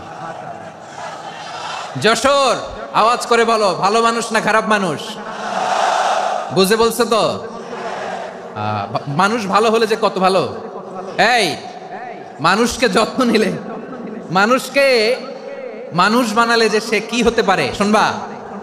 হ্যাঁ, নাকি মোনাজাত দিয়ে দিব? শুনবা? তাহলে থামতে হবে। থামো, আমি যখন বলবো থামো থামো, তাকবীরের সময় দিলে তাকবীর, থামো থামো। মানুষকে যত্ন নিলে, হ্যাঁ এদিকে এদিকে, ড্রোন নামায় ফেলো, হয়েছে, ড্রোনের ফুটেজ হয়ে গেছে, এবার ড্রোন নামায় ফেলো, আমার দিকে তাকাও। মানুষকে, তোমরা এদিক সেদিক তাকালে তো গুরুত্বপূর্ণ পয়েন্ট মিস হয়ে যাবে। এদিকে এদিকে, হ্যাঁ মাস, ঠিক আছে, এদিকে। মানুষকে যত্ন নিলে মানুষের মধ্যে যারা কি পটেনশিয়াল রেখেছে, আমি জাপানের দুইটা উদাহরণ দেই। জাপানের, এই এই এভাবে এভাবে হবে হয়, বসো নয় পেছনে, কথা নেই, কথা তো বলাই যাবে না, হারাম কথা বলা, আজকে একেবারে চুপ। আজকের জন্য হারাম করে দিছে আমি, এই কিছু সময়ের জন্য একেবারে নিষিদ্ধ। জাপানের দুইটা উদাহরণ দেই, খেয়াল করে একটু শুনেন, বুঝবেন। আল্লাহ, 2022 সালে জাপানের সাথে জার্মানির খেলা, ফিফা ওয়ার্ল্ড কাপ 2022, এক পক্ষে জাপান, আরেক পক্ষে কোন দেশ? কথা শুনে নাই। এক পক্ষে কোন দেশ, আরেক পক্ষে সবাই, এক পক্ষে আরেক পক্ষে। ওই খেলায় জিতেছিল জাপান, জিতেছিল 22 সালের এই ফিফা ওয়ার্ল্ড কাপে জাপান ফুটবল খেলায় জিতে, as a part of their celebration তারা খেলার পরে পুরো স্টেডিয়ামটারে ক্লিন করে, the fan base of Japan, lakh lakh মানুষ খেলা দেখতে যায়, তো এত ডাস্টবিনও তো নাই, তো যারা ডাস্টবিনে জায়গা পায় নাই তারা এই যে চকলেটের প্যাকেট, পানির বোতল, চিপসের প্যাকেট তারা এদিকে সেদিকে রেখে দিয়েছে। জাপানের ভক্তরা, জাপানের ফলোয়াররা, as a part of their celebration তারা খেলার পরে পুরো স্টেডিয়ামের সব ময়লা আবর্জনা ক্লিন করে তারপরে বিদায় নিয়েছে। তাদেরকে কি ক্লিন করার দায়িত্ব দেওয়া হয়েছিল? এই যশোর, জাপানের যে ছেলেরা খেলা দেখতে গেছিল ওদেরকে কি ক্লিন করার দায়িত্ব দিছিল? তারা কি স্টেডিয়ামের পরিচ্ছন্নতা কর্মী? তাদের আকল, তাদের সিক্স সেন্স তাদেরকে বলেছে, ছোটবেলা থেকে জাপান গভর্নমেন্ট ওদেরকে এত পরিচ্ছন্নতা শেখায়, ক্লিনলিনেস অ্যাওয়ারনেস ক্যাম্পেইন করায়। ক্লাসে আমি দেখেছি, ক্লাসে নিজের বেঞ্চ নিজে মুছে, ক্লাসের মাঝখানে একটা সময় দেয়, নিজের টেবিল নিজে মুছে, নিজের ক্লাসরুমটা নিজে পরিষ্কার করে, রাস্তাঘাটে একটা ধুলা নাই, ময়লা নাই, একটা টিস্যু নাই। খেলার পরে গোটা বিশ্বকে তাক লাগিয়ে দিয়েছে। জাপানের ফ্যানরা সবার রেখে যাওয়া গার্বেজ, টিস্যু, বোতল পরিষ্কার করে তারপরে স্টেডিয়াম থেকে বিদায় নিয়েছে। আমরা কেন এমন হইতে পারলাম না? আমরা কেন এমন হইতে পারলাম না? জাপানের যারা এগুলো করছে ওদের 3টা করে চোখ না? চোখ তো 3টা, জাপানো লাগো, জাপানো লাগো, হাত তো 4টা, কান তো 6টা, হ্যাঁ? নাকি আমার মতো 2 হাত 2 কানালা মানুষ? চোখে দেখলে ওটা মানুষ না। চিন্তা করছেন? তার মানে জাপানিজদেরকে যে গ্রুমিং করে শিখানোর মাধ্যমে পরিচ্ছন্ন বানানো গেছে, ওরা যেমনি মানুষ আমরাও মানুষ, আমাদের সন্তানদেরকে শেখালে তারাও পারবে, পারবে কিনা? 2 নম্বর উদাহরণ বলি, চট্টগ্রাম ফেনীতে যারা গিয়েছেন, মেঘনা গুমতি ব্রিজ প্রকল্প নাম শুনছেন? মেঘনা একটা ব্রিজ পার হওয়া লাগে, এই মেঘনা গুমতি, এখানে 3টা ব্রিজ কাঁচপুর সহ, এই 3টা ব্রিজের নির্মাণ কাজ, রেনোভেশনের কাজ দেওয়া হয়েছিল জাপানের একটা কোম্পানিকে। কাকে? জাপানের কোম্পানির নির্মাণ শেষে 738 কোটি টাকা বেঁচে গেছিল, এটা গভর্নমেন্টের হাতে দিয়ে তারা বিদায় নিয়েছে। কত টাকা? 738 কোটি টাকা। যত প্রাক্কলিত ব্যয় নির্ধারণ করা হয়েছে সব টাকা সরকার, তৎকালীন সরকার, 2019-এর সরকার, কারা ছিল তো জানেন? এই 2019-এর সরকার তাদেরকে দিয়েছে। তারা রিনোভেশন নির্মাণ শেষে 738 কোটি টাকা অতিরিক্ত বেঁচে গেছিল, এটা আবার গভর্নমেন্টের হাতে বুঝাই দিয়ে তারা বিদায় নিচ্ছে। আমরা কেন এমন হইতে পারলাম না? জাপানের ওরাও মানুষ, আমরাও মানুষ, তার মানে মানুষে মানুষে পার্থক্য আছে না নাই? আচ্ছা, জাপানের 2টা উদাহরণ দিলাম, এবার আমার দেশের 2টা উদাহরণ দিব না? বাংলাদেশের 2টা উদাহরণ দিই। 1 নম্বর উদাহরণ, গত সপ্তাহে আপনারা জানেন কক্সবাজার আমার একটা প্রোগ্রাম ছিল, তো হেলিকপ্টারে গিয়েছিলাম। ফেনী জেলা যখন পার হচ্ছি আমি দেখলাম 3টা উইন্ডমিল। উইন্ডমিল চিনেন তো? বিশাল পিলার, 3টা 4টা পাখা থাকে, বায়ু বিদ্যুৎ কেন্দ্র, বাংলাদেশের প্রথম বায়ু বিদ্যুৎ কেন্দ্র এটা, মুহুরী প্রজেক্ট বলে এটা সম্ভবত, মুহুরী প্রজেক্ট। তো সাগরের বাতাসের ঝাপটায় এটা ঘুরে এনার্জি হয়, ইলেকট্রিসিটি উৎপাদন হয়। তো আমি পাইলটকে বললাম, ভাই এগুলো থেকে কেমন ইলেকট্রিসিটি উৎপাদন হয়? কয় হুজুর একটুও হয় না, কিছুই হয় না। কিছুই হয় না মানে? বলে হুজুর বাংলাদেশে যত উইন্ডমিল আছে এটার পাখা একটাও ঘুরে না। আল্লাহ, বলেন কি? তাহলে যে কোটি কোটি টাকা ব্যয় করে যে উইন্ডমিল, কয় হুজুর ভিতরে ফিটফাট, উপরে ফিটফাট, ভিতরে সদরঘাট। তার মানে কোটি কোটি টাকা দিয়ে এই উইন্ডমিল বানায়, এখানে কিছু নাই। দুর্নীতির আড্ডাখানা, আখড়াখানা বাংলাদেশ, ঠিক কিনা বলেন? হায় রে, জাপানিজরাও মানুষ, আমরাও মানুষ। আমার এক নিকটাত্মীয় সরকারি চাকরিজীবী, উনি আমাকে বললেন, বাংলাদেশের আরেকটা উদাহরণ দেখ। উনি আমাকে বললেন যে প্রতি বছর আমাদের অফিসের ফার্নিচার চেঞ্জ করে। আমি বললাম প্রতি বছর ফার্নিচার চেঞ্জ করে কেন? বলে যে ফার্নিচার নতুন পারচেজ করলেই তো ওইখানে টাকা, নতুন কিনতে পারলেই টাকা, নতুন উন্নয়নের সবক শোনাতে পারলেই টাকা। প্রথম আলোর রিপোর্ট, কি আলো? প্রথম আলোর রিপোর্ট, গত 15 বছরে উন্নয়নের নামে লুটপাট হয়েছে প্রায় 3.25 লাখ কোটি টাকা।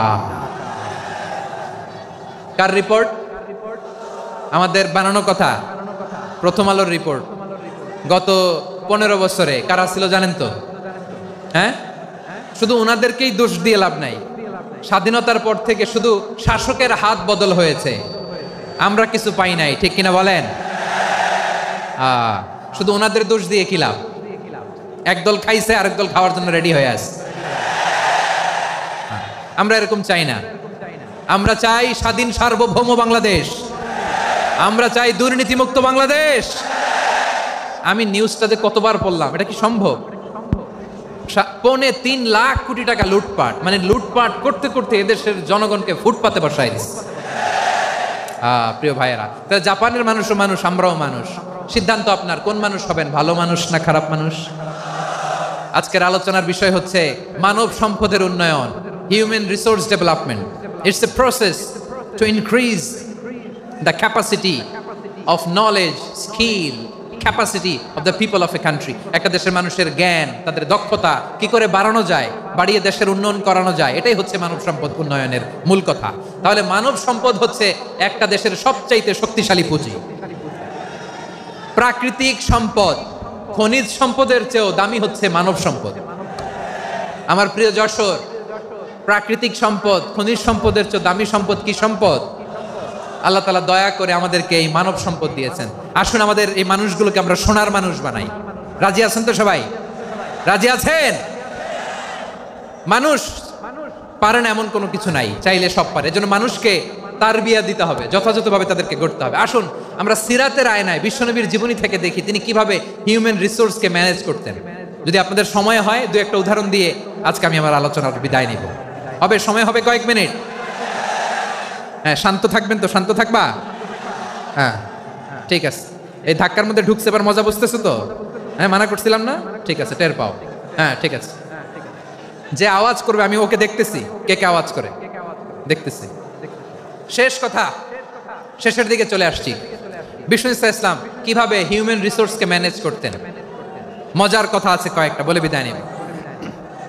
বিশ্বনবী কিভাবে এই মানব সম্পদকে ম্যানেজ করতেন? বিশ্বনবী he was a very good talent hunter, চৌকস ট্যালেন্ট হান্টার ছিল। কার মধ্যে কি ট্যালেন্ট আছে দেখলেই বুঝে ফেলতেন। সুবহানাল্লাহ পড়বেন না? কি নবী আমরা পেয়েছি! He was a very good talent hunter. আমার নবী তিনি চৌকস ট্যালেন্ট হান্টার ছিলেন। কার মধ্যে কি প্রতিভা বের করতেন, ওই প্রতিভাকে ইসলামের কল্যাণে কাজে লাগাতেন। সুবহানাল্লাহ বলেন। যাকে যেই জায়গায় সেট করলে ভালো হবে তাকে ওই জায়গায় সেট করতেন। কয়েকজন সাহাবীর জীবনী শোনাই। আবু মাহজুরা রাদিয়াল্লাহু তাআলা আনহু, মক্কার মুয়াজ্জিন, আগে ছিল মুশরিক, পরে হয়েছে মুমিন। উনি কিভাবে মুমিন হইলেন এই ঘটনাটা একটু আপনাদের শোনাতে চাই। তা আপনাদের তো সময় নাই হাতে। হ্যাঁ, সময় আছে? এই যে এই জেনজি শেষ করে দিল আজকের প্রোগ্রামটা। 1 ঘন্টা ধাক্কা ধাক্কি করে কেমনে দাঁড়ায় আছে আমি বুঝলাম না।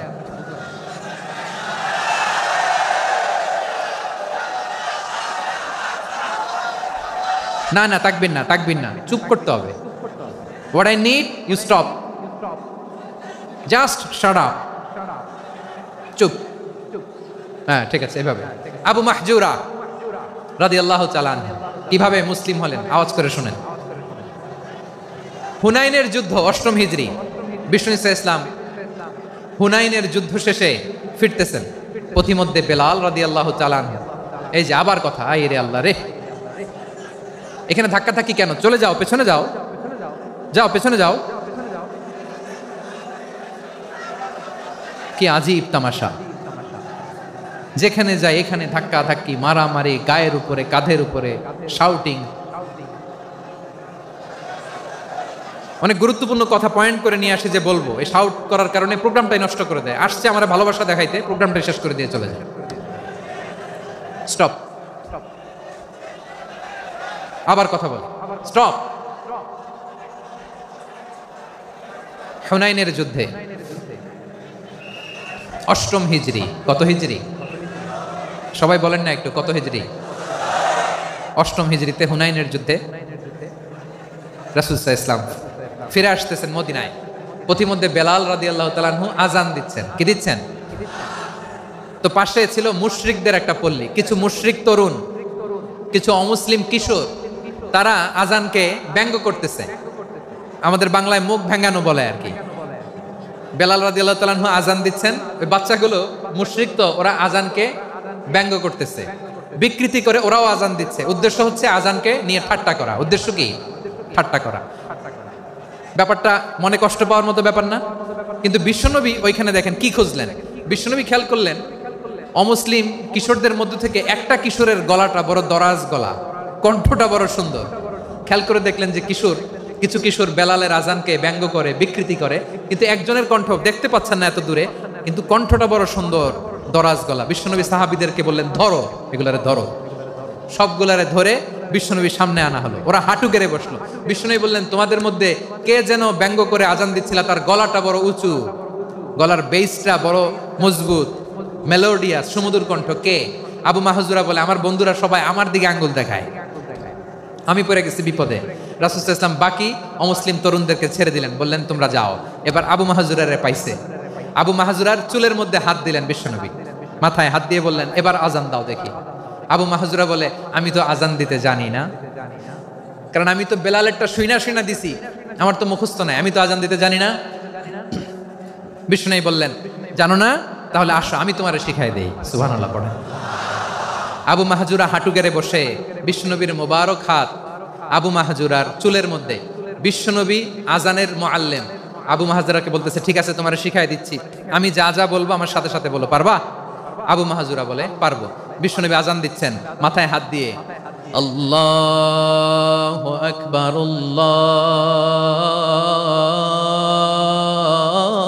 আল্লাহু আকবার।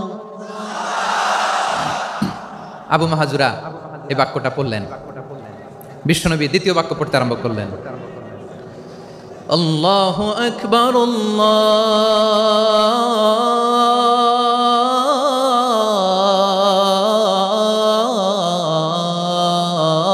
আল্লাহু আকবার। আবু মাহজুরা এই বাক্যটা বললেন। বিশ্বনবী আবু মাহজুরার মাথার মধ্যে হাত দিয়ে তৃতীয় বাক্য বললেন, আশহাদু আল্লা ইলাহা ইল্লাল্লাহ।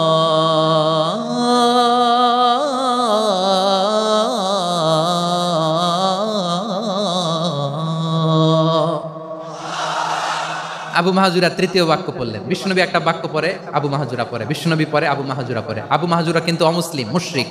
আবু মাহজুরা বলে, এক একটা বাক্য পড়ি আমার কলিজাটা গলে ঠান্ডা হয়ে যায়। এতদিন মোহাম্মদকে গালি দিতাম, এখন মোহাম্মদ আমার মাথায় যখন হাত রাখছে আমার সারা শরীর ঠান্ডা হয়ে গেছে। বিশ্বনবী আজান শিখাচ্ছেন, একটা একটা বাক্য পড়ে আবু মাহজুরাও পড়ে, বিশ্বনবী পড়ে, আবু মাহজুরাও পড়ে। পুরো বাক্যগুলো যখন শেষ, আজান শেষ, আবু মাহজুরাও যখন পুরো আজান পড়লেন, আবু মাহজুরা বললেন, এতদিন মোহাম্মদের চেহারা দেখলে আমার ঘৃণা লাগতো, আজ থেকে মোহাম্মদের চেহারার চেয়ে প্রিয় চেহারা আমার কাছে নাই। আবু মাহজুরা বললেন, ও মুহাম্মদ, আজানের বাক্য তো আপনি আমারে শেখালেন, এখানেই শেষ করবেন না, আপনি আমারে পড়ায় দেন, লা ইলাহা ইল্লাল্লাহু মুহাম্মাদুর রাসূলুল্লাহ সাল্লাল্লাহু আলাইহি ওয়াসাল্লাম। বিশ্বনবীর সাথে দাঁড়িয়ে উনি শাহাদা পড়ে মুসলমান হয়ে গেলেন। এবার আবু মাহজুরা বলে, ইয়া রাসূলুল্লাহ, ইয়া হাবিবাল্লাহ, আমি মুমিন হয়েছি, মুসলমান হয়েছি, আপনার কাছ থেকে আজান শিখার সৌভাগ্য আমি লাভ করেছি গো নবী। আমার কণ্ঠের বড় তারিফ করেছেন, আপনি আমার আজানকে আপনি পছন্দ করেছেন। একটা জিনিস আপনার কাছে চাই, আপনি আমাকে মক্কার মসজিদুল হারামের মুয়াজ্জিন হিসেবে অ্যাপয়েন্ট করে দেন। বিষ্ণু ইসা ইসলাম বললেন, যাও আবু মাহজুরা, আমি তোমাকে পৃথিবীর শ্রেষ্ঠতম মসজিদ মক্কার মসজিদুল হারামের মুয়াজ্জিন হিসেবে অ্যাপয়েন্ট করে দিলাম। দেখছেন কিভাবে ট্যালেন্ট হান্টিং করতে হয়, কিভাবে হিউম্যান রিসোর্স মানব সম্পদকে ব্যবহার করতে হয়। আসছিল আজানকে ভেঙাইতে, আসছিল কেন? আজানকে ব্যঙ্গ করার জন্য, বিকৃত করার জন্য। আজানকে বিকৃত করতে যে ইসলামের সবচেয়ে শ্রেষ্ঠ মসজিদের মুয়াজ্জিন হয়ে গেল। পড়েন সুবহানাল্লাহ। হযরত আবু মাহজুরা রাদিয়াল্লাহু তাআলা আনহু ওনার এই সুললিত কণ্ঠ ব্যবহার করে মসজিদুল হারামে এত সুন্দর করে আল্লাহু আকবার বলে আজান দিতেন। মানুষগুলোর, মুসল্লিগুলোর, মক্কাবাসীর হৃদয়কে তিনি বিগলিত করে দিতেন। মানুষের হৃদয়কে ঠান্ডা হয়ে যেত। শুধু এখানেই শেষ না আমার যশোরের ভাইয়েরা, বিশ্বনবী যখন সাইয়েদনা আবু মাহজুরা রাদিয়াল্লাহু তাআলা আনহুকে আজান শিখাচ্ছিলেন, বলেন তো বিশ্বনবীর হাতটা কোথায় ছিল? আবু মাহজুরার মাথার সামনে, এই চুলের উপরে ছিল। আবু মাহজুরা ওই স্মৃতিটাকে ধারণ করবার জন্য, ওই স্মৃতিকে বহন করার জন্য বিশ্বনবীর মোবারক হাত আবু মাহজুরার কপালের চুলের যেই জায়গায় লেগেছে, মৃত্যুর আগের দিন পর্যন্ত আবু মাহজুরা মাথার ওই চুলে কোনোদিন ছুরি আর কামার লাগায় নাই, সেখানে কেচি লাগায় নাই, চুলের মধ্যে খুর লাগায় নাই।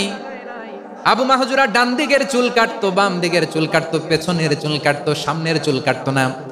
আবু মাহজুরা রাদিয়াল্লাহু তাআলা আনহুর সামনের চুলগুলো বড় হতে হতে যখন এত বড় হয়ে যায়, তিনি চুলগুলো পেঁচিয়ে মাথার মধ্যে রাখতেন। তারপরে তিনি পাগড়ি পরতেন। সবাই জিজ্ঞেস করতো, আবু মাহজুরা এটা আবার কেমন স্টাইল? দেখতে তোমার কি বিদঘুটে লাগে? কেমন অড লাগে? কেমন খারাপ দেখা যায়? মক্কায় এমন কোন মানুষ তো দেখি নাই, ডানে চুল কাটে, বায়ে চুল কাটে, পেছনে চুল কাটে, সামনে কাটে না। ওরে আবু মাহজুরা, কেমন দেখা যায় তোমারে? তুমি সামনের চুল কাটো না কেন? আবু মাহজুরা বলে, আমি হাঁটু গেড়ে পেয়ারা নবীর সামনে বসেছিলাম, আমার এই মাথার চুলের মধ্যে মুবারক হাত লাগিয়ে বিশ্বনবী নিজে আমাকে আজানের প্রতিটা বাক্য শিক্ষা দিয়েছেন। বিশ্বনবীর মোবারক হাত, পবিত্র হাত আমার মাথার চুলের যেই জায়গায় লেগেছে, আমি চাই ওই চুলগুলা নিয়ে আমি আমার কবরের ভিতরে যাব। সাইয়েদনা আবু মাহজুরা রাদিয়াল্লাহু তাআলা আনহু ইন্তেকালের আগের পর্যন্ত মাথার সামনের চুলগুলা কাটে নাই। মাথার সামনের চুল তিনি কাটেন নাই। সুবহানাল্লাহি বিহামদি। কেমন ভালোবাসতেন বিশ্বনবী সাহাবীদেরকে, সাহাবারা কেমন ভালোবাসতেন বিশ্বনবীকে। সামনের চুলগুলো বড় হতে হতে এত বড় ছিল, পেঁচিয়ে রেখে পাগড়ি করতেন, কাটতেন না। নবীর হাত লেগেছিল। সুবহানাল্লাহ পড়েন। তাহলে what is the lesson? Moral of the story কি? মোরাল অফ দ্য স্টোরি হচ্ছে, আসছিল আজানকে ব্যঙ্গ করার জন্য, বিকৃত করার জন্য, হয়ে গেল মসজিদুল হারামের মুয়াজ্জিন। দেখেন বিশ্বনবী একটা খারাপ সিচুয়েশনের মধ্যে থেকে কি ভালো জিনিস বের করে আনলেন। আমি যে শুরুতে বলেছি কিভাবে তিনি হিউম্যান রিসোর্সকে ডেভেলপ করেছেন, ম্যানেজ করেছেন। তিনি যে চৌকস ট্যালেন্ট হান্টার ছিল, দেখেন সবার মধ্যে থেকে এর বাছাই করে মুয়াজ্জিন বানাই দিয়েছেন। সুবহানাল্লাহ পড়েন। তার মানে এই না সবাইরে ধরে ধরে উনি মুয়াজ্জিন বানাইছেন। যার যেই ট্যালেন্ট আছে তাকে ওই কাজে অ্যাসাইন করেছেন। যার যেই প্রতিভা আছে তার প্রতিভাকে ইসলামের কাজে লাগিয়েছেন। সুবহানাল্লাহ পড়েন। যায়েদ বিন সাবিত রাদিয়াল্লাহু তাআলা আনহু নাম শুনেছেন? যশোর কথা বেরোয় না। যদি জিজ্ঞাসা সালমান খানের নাম শুনছেন, সবাই হাত তুলবে, জি হুজুর শুনছি, মানে সব দেখা শেষ। সালমান খান, আমির খান, অমুক খান, সব খান মুখস্থ, কিন্তু যায়েদ বিন সাবিতের নাম মুখস্থ নাই মুসলমানদের। যেই সাহাবী মাথার সামনের চুল কাটে নাই, মসজিদুল হারামের মুয়াজ্জিন বানাইছেন বিশ্বনবী, সাহাবীর নাম কি? খায়া ফেলাইস, স্লোগানের সাথে খায়া ফেলাইস। আবু মাহজুরা। কি নাম? আবু মাহজুরা আল জুমাহি রাদিয়াল্লাহু তাআলা আনহু। এই নামটা আজকে নিয়ে যাইতে হবে যশোর। আবু মাহজুরা রাদিয়াল্লাহু তাআলা আনহু। দুই নম্বরে বলছিলাম যায়েদ বিন সাবিত রাদিয়াল্লাহু তাআলা আনহু।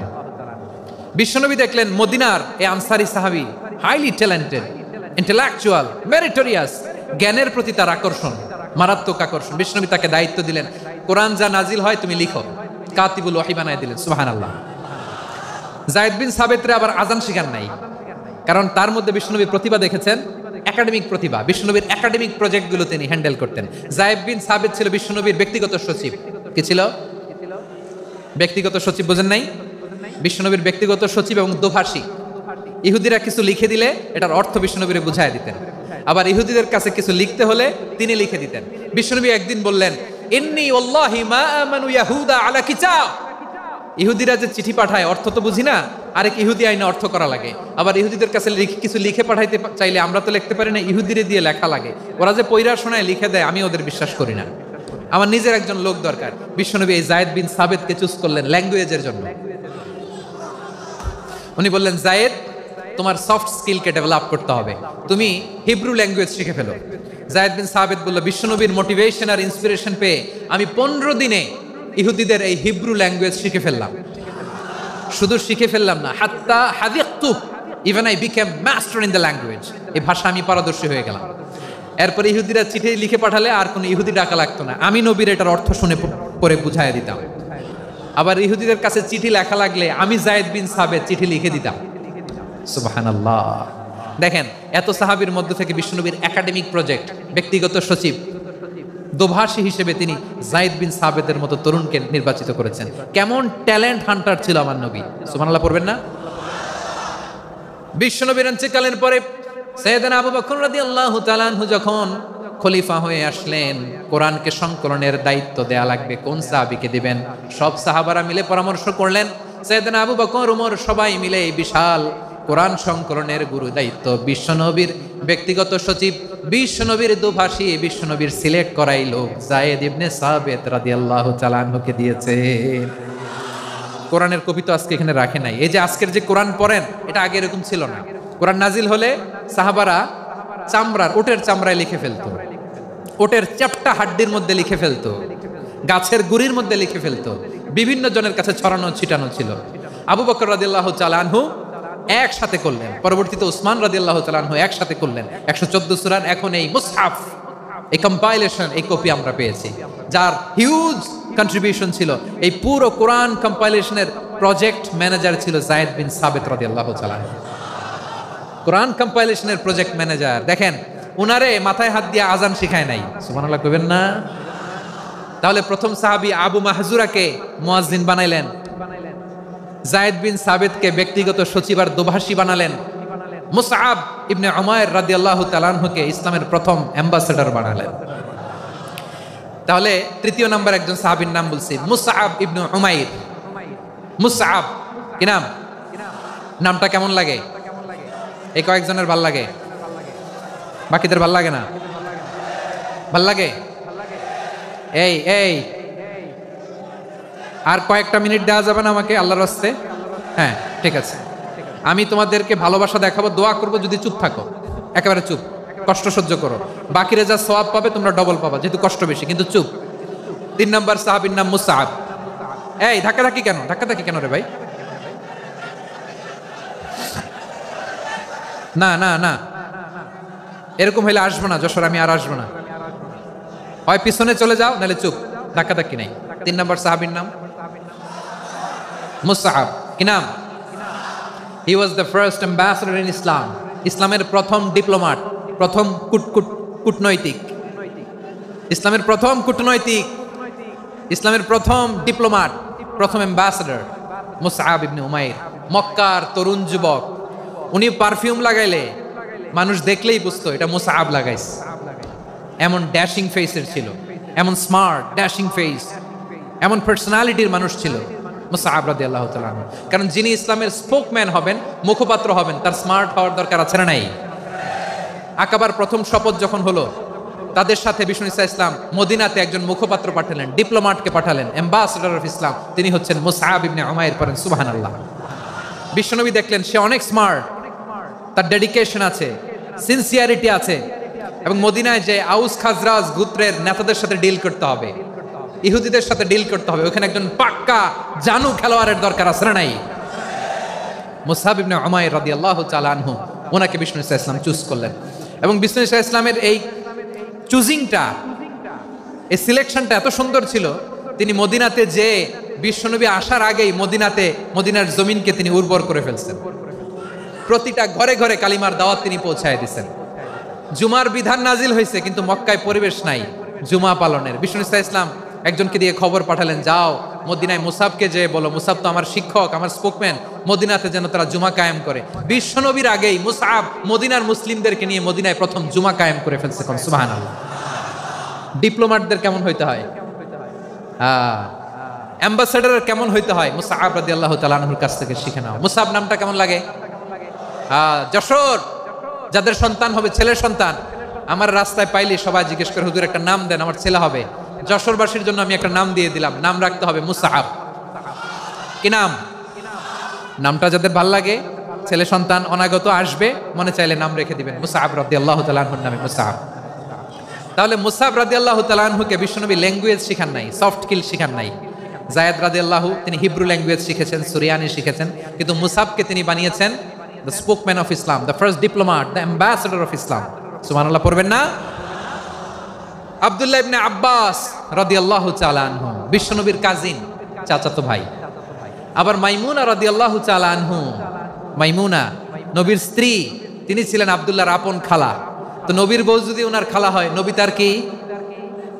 বুঝে নাই, নবী তার কি? খালু। তাহলে সম্পর্ক অনেক গভীর, কাজিন আবার খালু। ছোট্ট মানুষ, তাই রাতে মাঝে মাঝে ঘরে থাকতো। বিশ্বনবী দেখলেন আব্দুল্লাহ যেহেতু আমার ঘরে ঢুকতে পারে, আব্দুল্লাহরে এই উম্মতের বড় শিক্ষাবিদ বানাইতে হবে। কথা বোঝে নাই? আব্দুল্লাহকে কি বানাইতে হবে?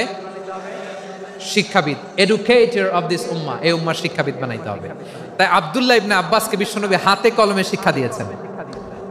আহারে, আর এরপরে যে কি ভাষা আসবে তোমাদের জন্য আমার মুখ থেকে আমি নিজেও জানি না, আমি নিজেও জানি না। 1 ঘন্টা যাবত ধাক্কা ধাক্কি মারামারি। তো আসতে বলছে কে তোমাকে? পেছনে চলে যাও, জায়গা না পেলে। পুরো প্রোগ্রামটাই নষ্ট করে দিল। জি, আমার দিকে তাকান, আমি শেষ করে দিচ্ছি। হবে না, ইন্টেলেকচুয়াল আলোচনা এখানে হবে না, আমি বুঝতে পারছি, আমি শেষ করে দিচ্ছি।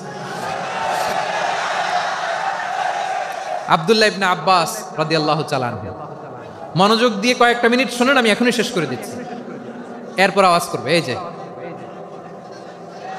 এগুলো কি আমি বুঝলাম না। আমি বললাম না সব করা যাবে, বসে যাও, শুয়ে যাও, চলে যাও, আওয়াজ করা যাবে না। অন্যকে বসো এটাও বলার দরকার নেই, জাস্ট এদিকে তাকাও।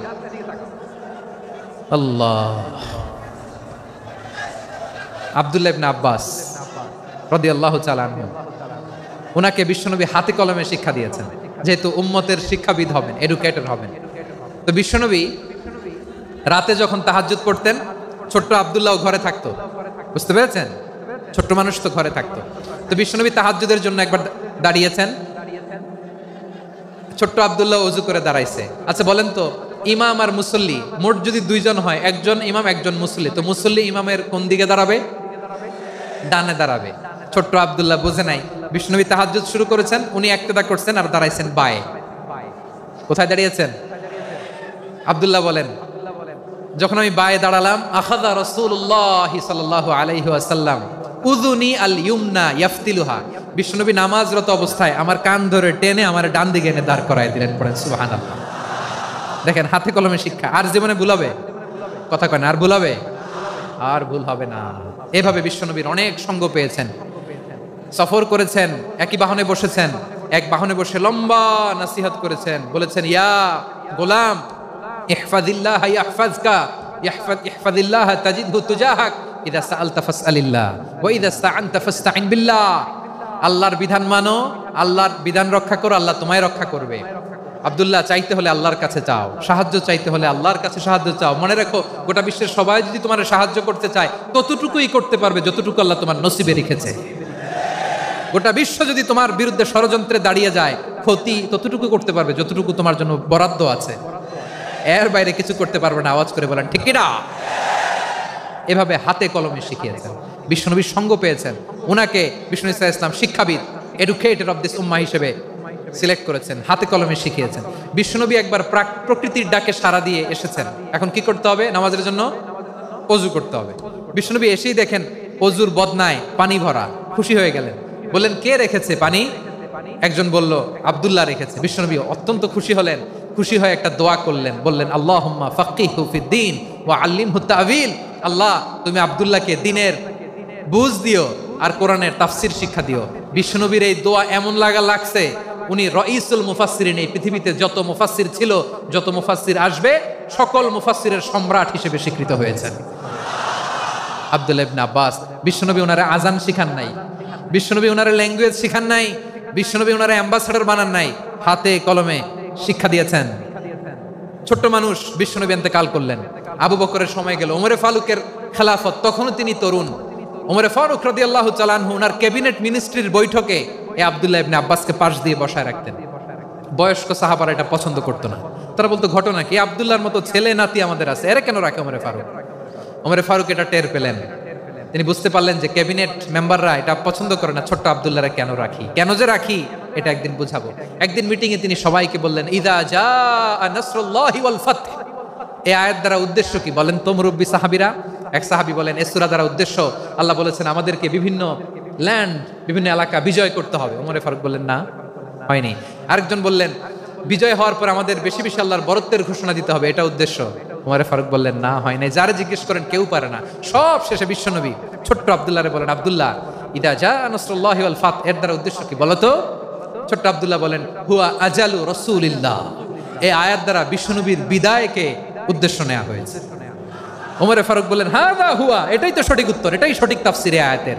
কারণ ইদা জাআ নাসরুল্লাহি ওয়াল ফাতহ, যখন আল্লাহর সাহায্য আর বিজয় আসবে, ওয়া রাআইতান নাসা ইয়াদখুলুনা ফি দীনিল্লাহি আফওয়াজা, আপনি দেখবেন দলে দলে, ঢলে ঢলে, বানের পানির মতো মানুষ ইসলামের দিকে ঢুকতেছে, ইসলামের বিজয় হয়েছে। তো ইসলামের বিজয়ের মিশন নিয়ে নবী আসছে, বিজয়ী যখন হয়ে গেছে, এখন তো নবীর বিদায় হবে। জোরে বলেন ঠিক কিনা? কোন সাহাবী এই সূক্ষ্ম কথাটা ধরতে পারে নাই, ওই আব্দুল্লাহ ছাড়া। আব্দুল্লাহ যখন উত্তর দিছে, সব সাহাবীদের টনক নড়েছে। এরপর থেকে কোনো ক্যাবিনেট মিটিং এ আর কোনো সাহাবারা কোনো প্রশ্ন করে নাই, আওয়াজ করে পড়েন সুবহানাল্লাহ। বিশ্বনবী আব্দুল্লাহ ইবনে আব্বাসকে দ্য এডুকেটর অফ দ্য উম্মাহ, উম্মার শিক্ষাবিদ হিসেবে গ্রহণ করেছেন। আওয়াজ করে পড়তে হবে আল্লাহু আকবার।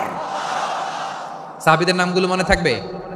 এক নম্বরে আবু মাহজুরা, মুয়াজ্জিন বানাইছেন। যায়েদ ইবনে সাবিত, দোভাষী, ট্রান্সলেটর অফ প্রফেট, এবং তিনি ছিলেন বিশ্বনবীর ব্যক্তিগত সচিব। Musab ibn Umair, the first ambassador and diplomat of ইসলাম।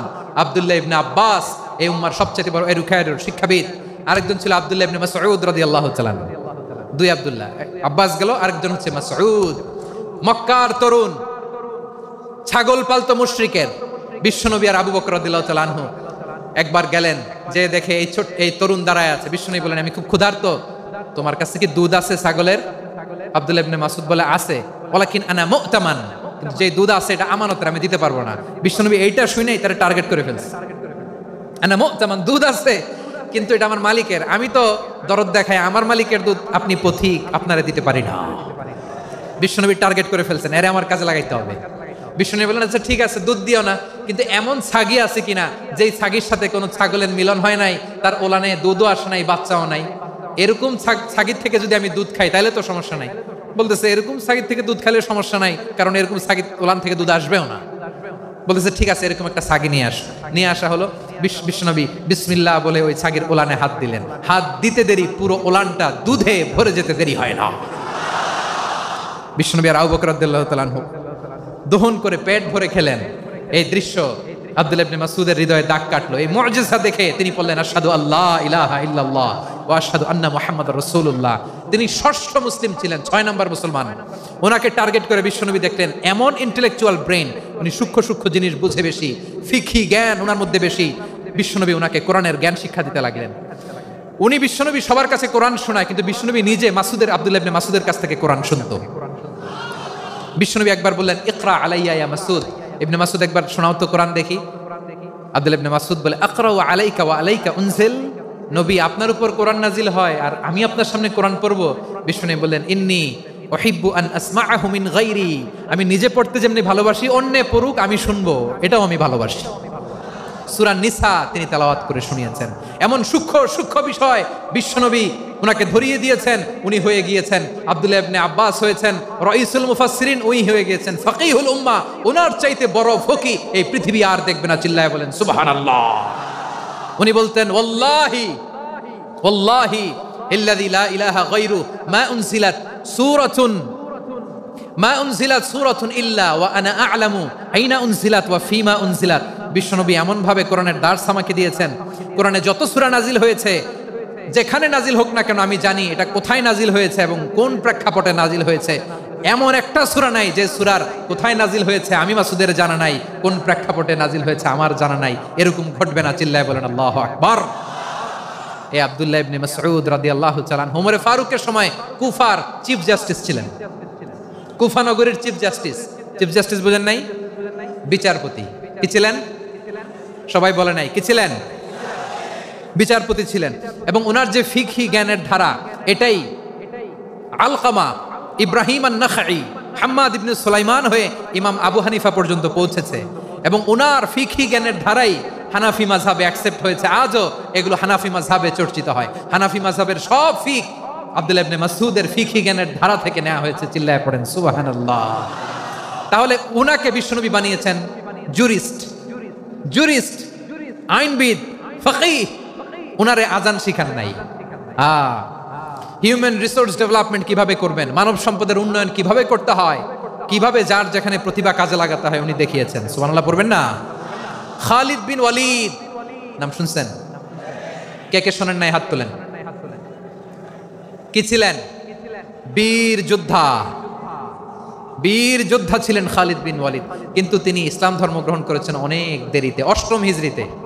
তার মানে 8ম হিজরির আগে উনি মুশরিকদের পক্ষে লড়াই করেছেন। উনার হাতে কত মুসলিম সাহাবী যে নিহত হয়েছে হিসাব নাই। বিষ্ণুনবী টার্গেট করে রাখছে, তুমি আমাদের মুসলিমদের এত ক্ষতি করলা, তুমি যখন মুসলমান হবা তোমার দিয়ে আমি এমন কাম করামু যে এটা আর কেউ করতে পারবে না। সুবহানাল্লাহ নাই? যশোর ক্লান্ত হয়ে গেছে।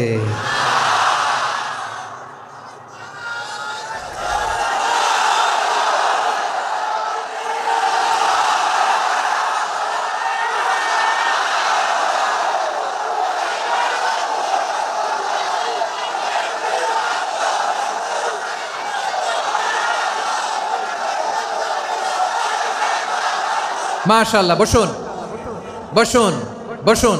খালিদ বিন ওয়ালিদ রাদিয়াল্লাহু তাআলা 8ম হিজরিতে মুসলিম হয়েছেন, মক্কা বিজয়ের আগে।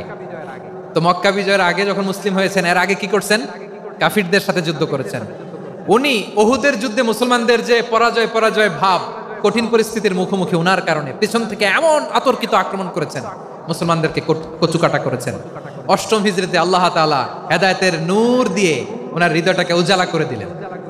লা ইলাহা এটা এমন বাণী যার হৃদয়ে একবার টাচ খাবে, এইটা থেকে সে আর পালিয়ে বেড়াতে পারে। ঝিনুকের ভেতর লুকিয়ে থাকে যেমন মতি, ঝিনুকের ভেতর লুকিয়ে থাকে যেমন মতি, কলমা শাহাদাতে আছে আল্লাহর জ্যোতি, কলমা শাহাদাতে আছে আল্লাহর জ্যোতি। ঠিক কিনা বলেন? মক্কা বিজয়ের আগে মুসলিম হলেন, হওয়ার পরেই বিশ্বনবীর টার্গেট ফুলফিল হলো। ওই যে টার্গেট করে রেখেছেন আর দোয়া করেছেন, খালিদ বিন ওয়ালিদ যদি মুসলিম হয় তাকে আমি মিলিটারি চিফ বানাবো। ওনাকে আজান শিখান নাই, ওনারে কান ধইরা নামাজের এই মাথা থেকে ওই মাথা আনান নাই, ফিকহি কোরআনের সূক্ষ্ম তাফসীর ওনারে শিখান নাই, অ্যাম্বাসেডর বানান নাই। বিষ্ণু ইসলাম উনাকে সামরিক অভিযানে প্রেরণ করেছেন। সামরিক অভিযানে তিনি প্রেরণ করেছেন। উনার জীবদ্দশায় উনার নেতৃত্বে যতগুলো যুদ্ধ হয়েছে, একটা যুদ্ধেও তিনি পরাজয় বরণ করেন নাই। ওমর ফারুকের সময়কালে তিনি চিফ অফ মুসলিম মিলিটারি, মানে মুসলিম সেনাপতি হয়েছেন। যশোর আওয়াজ করো, ঠিক কিনা বলো? সেনাপতি, মুসলিম সেনাপতি। তাহলে কিভাবে হিউম্যান রিসোর্স ব্যবহার করতে হয় গোটা বিশ্ব আমার নবীর কাছ থেকে শিখে নাও। খালিদ বিন ওয়ালিদ, ওনাকে বিশ্বনবী একটা উপাধি দিয়েছেন। উপাধিটা হচ্ছে সাইফুল্লাহিল মাসলুল, আল্লাহর নাঙ্গা তরবারি, আল্লাহর খোলা তরবারি, দ্য ওপেন সোর্ড অফ আল্লাহ। খালিদ বিন ওয়ালিদ মুসলিম সেনাপতি। হাসান বিন সাবেত নাম শুনছেন? দেখি উনি কি ছিল বলেন? রাসূলের সভা কবি। কালচারাল হিজিমনিকে ডিফিট করার জন্য উনি ভালো অস্ত্র চালানো জানতেন না, ওই কাজে উনি যেতেন না। ওনার ছিল কাব্য প্রতিভা। কাব্য প্রতিভা, কাফিররা কবিতা দিয়ে নবীকে গালি দিত। বিশ্বনবী বলতেন, ইয়া হাসান আজিব আন রাসূলিল্লাহ, তুমি নবীর হয়ে কাফেরদের এই কথাগুলোর জবাব দাও। বিশ্বনবীর একটা মিম্বার ছিল, বিশ্বনবীর মিম্বারের পাশাপাশি মসজিদে নববীতে এই হাসান বিন সাবেতের জন্য বিশ্বনবী একটা স্পেশাল মিম্বার বানিয়ে দিয়েছেন।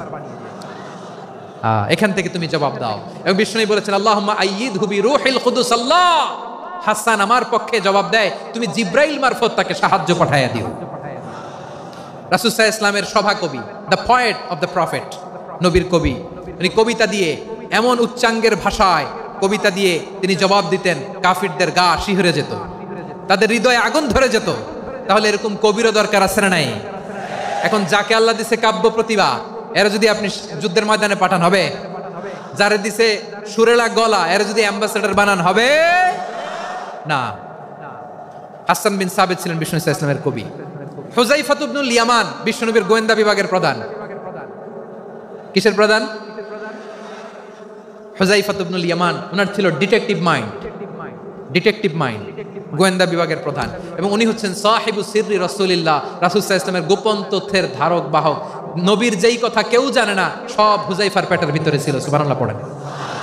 মদিনার যত ইহুদিদের একটা লিস্ট ছিল, এই লিস্ট শুধু দুইজন জানতো, বিশ্বনবী আর হুযায়ফা। সুবহানাল্লাহ পড়বেন না? তাহলে ওনাকে কোন দায়িত্ব দিছে? কোন বিভাগ? যশোর। আওয়াজ করো, কোন বিভাগ? গোয়েন্দা বিভাগের হেড ছিল।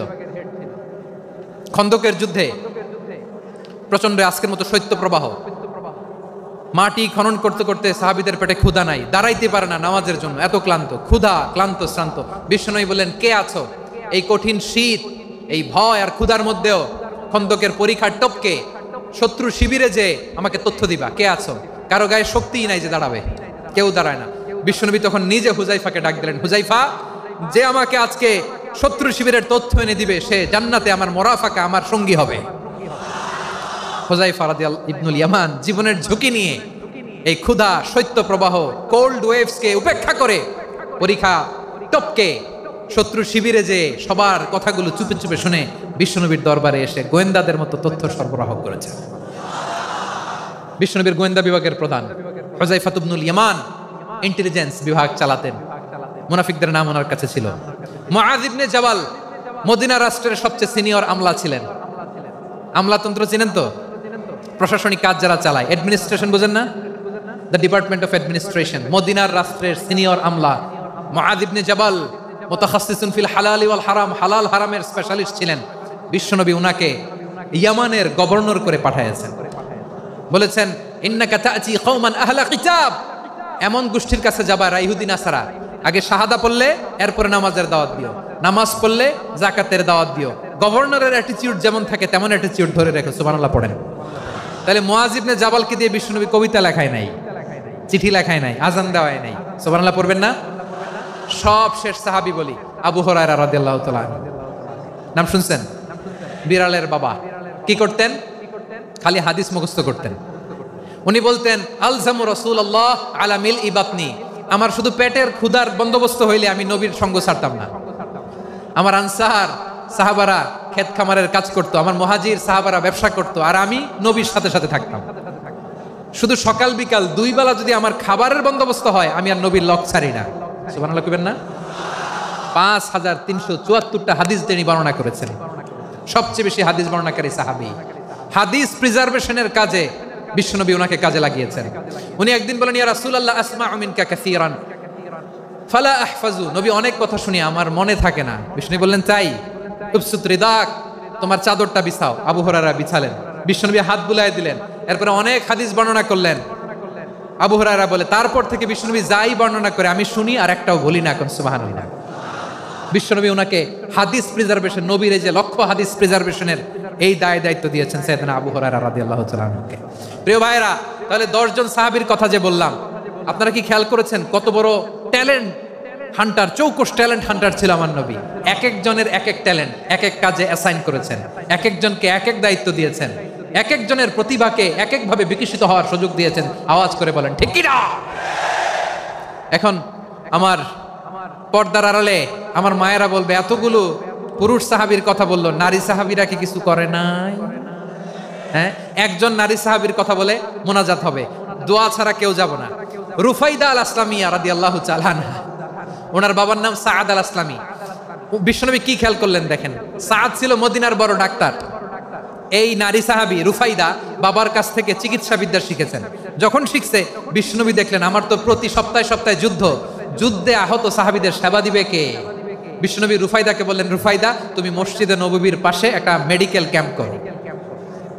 এই যে সাকিনা আদ্দিন মেডিকেলের আমার ছাত্রী বন্ধুরা শুনে রাখো, তোমাদের আইকন হচ্ছে এই রুফাইদা আল ইসলামিয়া। বিশ্বনবীর ডিরেকশন অনুযায়ী তিনি মসজিদে নববীর পাশে একটা মেডিকেল ক্যাম্প করলেন এবং আহত সাহাবাদের চিকিৎসা উনি ওনার টিম নিয়ে দিতেন। বিশ্বনবীর পরামর্শে উনি আনসারি এবং মুহাজির মহিলা সাহাবীদেরকে নিয়ে একটা স্পেশাল মেডিকেল টিম গঠন করলেন। খায়বার যুদ্ধে 7ম হিজরিতে যখন বিশ্বনবী যায়, উনি ওনার টিম নিয়ে আসলেন, বললেন, ইয়া রাসূলুল্লাহ, আমরা তো তলোয়ার চালাতে পারি না, আমরা তো তীর মারতে পারি না, আপনি যদি অনুমতি দেন খায়বার অভিযানে আমি আমার টিম নিয়ে মেডিকেল টিমের সেবাটা সার্ভিসটা দিতে চাই। পড়েন সুবহানাল্লাহ। বিশ্বনবী অনুমতি দিলেন, যোদ্ধা সাহাবীদের সাথে রুফাইদা আল ইসলামিয়া উনিও মেডিকেল টিম নিয়ে অগ্রসর হলেন। খায়বারের প্রতিটা আহত ইনজুর্ড সাহাবী যারা ইনজুরির শিকার হয়েছেন সবাই রুফাইদা আল ইসলামিয়ার এই মেডিকেল ক্যাম্প থেকে চিকিৎসা সহায়তা পেয়েছেন। সুবহানাল্লাহ পড়েন। দেখেন কিভাবে বিশ্বনবীর ট্যালেন্ট বাছাই করতেন। আপনি অবাক হবেন, বাহরাইনের মেডিকেল ইউনিভার্সিটিতে রুফাইদা আল ইসলামিয়া মেডিকেল প্রাইজ অ্যাওয়ার্ড প্রতি বছর দেওয়া হয়। যদি আদ্দিনের এই মেডিকেল আমার বোনেরা যদি জেনে থাকো জানো, না হলে নতুন করে জানো, সার্চ দিও, রুফাইদা আল ইসলামিয়া মেডিকেল অ্যাওয়ার্ড বাহরাইনের ইউনিভার্সিটিতে দেওয়া হয়। প্রিয় ভাইয়েরা, তাহলে আলোচনার সামারি আমরা করি। বিশ্বনবী যার যেখানে ট্যালেন্ট তাকে ওইখানে কাজে লাগাতেন। আওয়াজ করে বলেন ঠিক কিনা। এবার একটা ইন্টারভিউ হবে, আওয়াজ করে বলেন, আবু মাহজুরাকে বিশ্বনবী কি বানাইছেন? হ্যাঁ, ভুলে গেছেন? সামনের চুলে হাত দিয়ে বিশ্বনবী কি সুন্দর গলায় আজান শিখালেন। মুয়াজ্জিন যায়েদ বিন সাবিতকে একাডেমিক প্রজেক্টের দায়িত্ব দিয়েছেন, তিনি ছিলেন বিশ্বনবীর দোভাষী ব্যক্তিগত সচিব। Musab ibn Umair the first ambassador of Islam. Abdullah ibn Abbas উম্মার বড় শিক্ষাবিদ মুফাসসির। আব্দুল্লাহ ইবনে মাসউদ ছিলেন জুরিস্ট। কি ছিলেন? জুরিস্ট ছিলেন, এই উম্মার সবচেয়ে বড় জুরিস্ট। খালিদ বিন ওয়ালিদ সেনাপ্রধান। হাসান বিন সাবিত ছিলেন বিশ্বনবীর সভাকবি। কি ছিলেন? বিশ্বনবীর সভাকবি ছিলেন। এরপরে হুযায়ফা ইবনুল ইয়ামান কি ছিলেন? গোয়েন্দা বিভাগের প্রধান। মুআয ইবনে জাবাল কি ছিলেন? সিনিয়র আমলা, ইয়ামানের গভর্নর। আবু হুরায়রা রাদিয়াল্লাহু তাআলা আনহু হাদিস প্রিজার্ভেশনের কাজ করেছেন। আর আমাদের রুফাইদা আল ইসলামিয়া রাদিয়াল্লাহু তাআলা আনহা কি ছিলেন? নার্স ছিলেন। নার্স হয়ে মেডিকেল সেবা দিয়েছেন। প্রিয় ভাইয়েরা, পুরো আলোচনার যদি সামারি করি তাহলে বিশ্বনবী যেভাবে হিউম্যান রিসোর্সকে ম্যানেজ করেছেন, যার যেখানে প্রতিভা কাজে লাগিয়েছেন, আমরাও যদি করি আমাদের বাংলাদেশের চিত্র আমরা পাল্টে যেতে পারবো। আমরা শুরুতে শুনেছি মানুষের আছে অসীম সম্ভাবনা, প্রতিটা মানুষ অনন্য, যত্ন নিলে যথাযথ পরিচর্যা করলে মানুষ বিশ্ব জয় করতে পারে। ঠিক কিনা? আমাদের হাফেজে কোরআনের সামনে দাঁড়াতে পারে এমন কোন হাফেজে কোরআন আল্লাহর জমিনে জন্ম হয় নাই। গোটা বিশ্ব কাঁপিয়ে তারা সেরা। আমাদের ক্রিকেটাররা সেরা, আমাদের তৈরি পোশাক শিল্প সেরা। এরকম অনেক অনেক সেরা জিনিস আছে, আমরা এগুলোরে নার্চারিং করতে পারি নাই, পরিচর্যা করতে পারি নাই, সঠিক তারবিয়াতের অভাব। তাহলে মানুষের অসীম সম্ভাবনাকে কাজে লাগাতে হবে। ঠিক কিনা বলেন?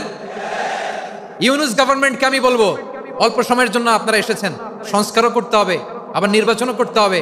সব সংস্কার হতে করতে পারবেন না, যতটুকু পারবেন এর মধ্যে আমাদের যে হিউজ ম্যান পাওয়ার, আমাদের যে মানব সম্পদ, হিউম্যান রিসোর্স, এটাকে ডেভেলপ করে আপনাদের যেতে হবে।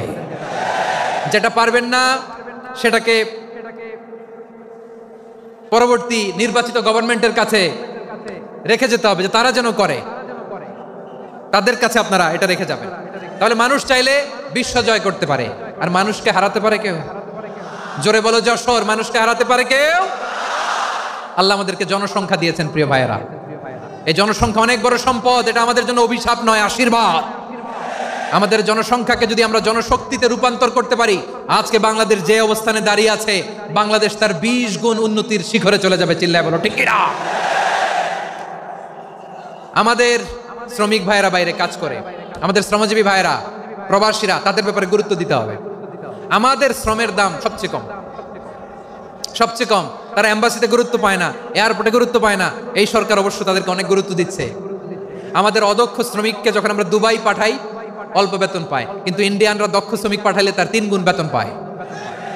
আমরা আমাদের শ্রমিকদেরকে অদক্ষভাবে আর পাঠাতে চাই না, দক্ষ শ্রমিক পাঠিয়ে আমরা রেমিটেন্সের বন্যা বইয়ে দেব। আমাদের শ্রমিকদের পাঠানো রেমিটেন্সের টাকায় সচল থাকে আমার দেশের অর্থনীতির চাকা। তাদেরকে সবচেয়ে গুরুত্ব দিতে হবে।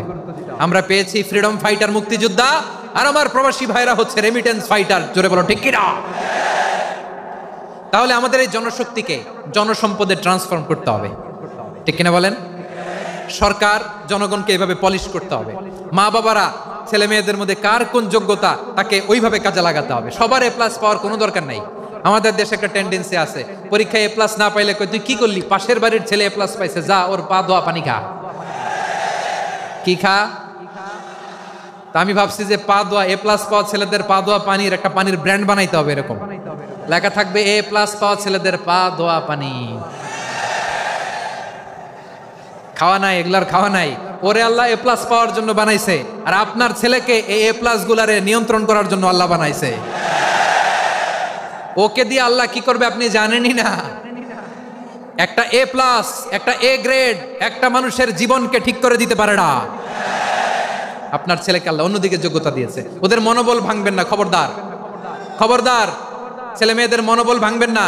যাকে দিয়ে যেটা হবে তাকে দিয়ে সেটা করতে হবে, তার প্রতিভাকে সেভাবে কাজে লাগাতে হবে। তাহলে বাংলাদেশ, আমাদের এই জনসংখ্যা জনসম্পদে রূপান্তরিত হবে। আমাদের সরকারের তত্ত্বাবধানে আমাদের 18 কোটি জনগণ দক্ষ জনশক্তিতে রূপান্তরিত হোক। আমরা চাই কি চাই না? আমরা ভালো মানুষ, শ্রেষ্ঠ মানুষ হতে চাই কি চাই না? ওই জাপানিজদের মতো সৎ, ওই ইউরোপিয়ানদের মতো কালচার্ড। আমাদেরকে আল্লাহ তাআলা কোরআন সুন্নাহ অনেক কিছু দিয়েছেন। যেহেতু বর্তমানে আমরা দেখছি তারা সৎ, তাদের মধ্যে ভ্যালু আছে, সেগুলো আমাদের মধ্যে আনার দরকার আছে না নাই? আর ইসলাম দিয়ে আমাদের জীবনকে সাজাতে হবে, ইসলাম দিয়ে আমার পরিবারকে সাজাতে হবে। ইসলাম থেকে, কোরআন থেকে প্রেসক্রিপশন না নিলে জীবন সুন্দর হবে না। কোরআন থেকে প্রেসক্রিপশন না নিলে সমাজ সুন্দর হবে না। কোরআনের প্রেসক্রিপশন না মানলে রাষ্ট্র সুন্দর হবে না। কোরআনের প্রেসক্রিপশন অ্যাপ্লাই না করলে শুধু দুর্নীতি দমন কমিশন দিয়ে দুর্নীতি বন্ধ করা যাবে না। এজন্য কোরআনের আইন আমরা চাই কি চাই না? প্রিয় ভাইয়েরা, হিউম্যান রিসোর্স ডেভেলপমেন্ট, মানব সম্পদের উন্নয়ন, আমাদের সরকার যেন এদিকে নজর দেয়। আমরা যেন এই ব্যাপারে যত্নবান হয়ে উঠি। যাকে আল্লাহ যে যোগ্যতা দিয়েছে, এই যোগ্যতা দিয়ে আমরা যেন ইসলামের জন্য, দেশের জন্য কাজ করি। আমরা যেন আমাদের স্কিল ডেভেলপ করি, আমাদের পটেনশিয়ালকে ডেভেলপ করি। মোরালিটি, ভ্যালিউজ নিয়ে শাইখ আহমদুল্লাহ আলোচনা করেছেন, এগুলো দিয়ে যেন আমরা আমাদেরকে সাজাই।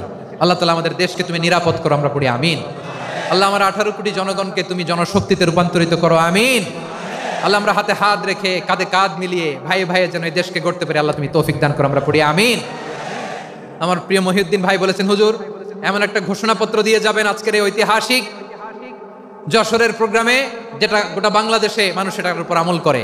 আমি যে কথাটা বলেছি এটাই, আসুন আমরা আমাদের জনসংখ্যাকে জনসম্পদে ট্রান্সফর্ম করি।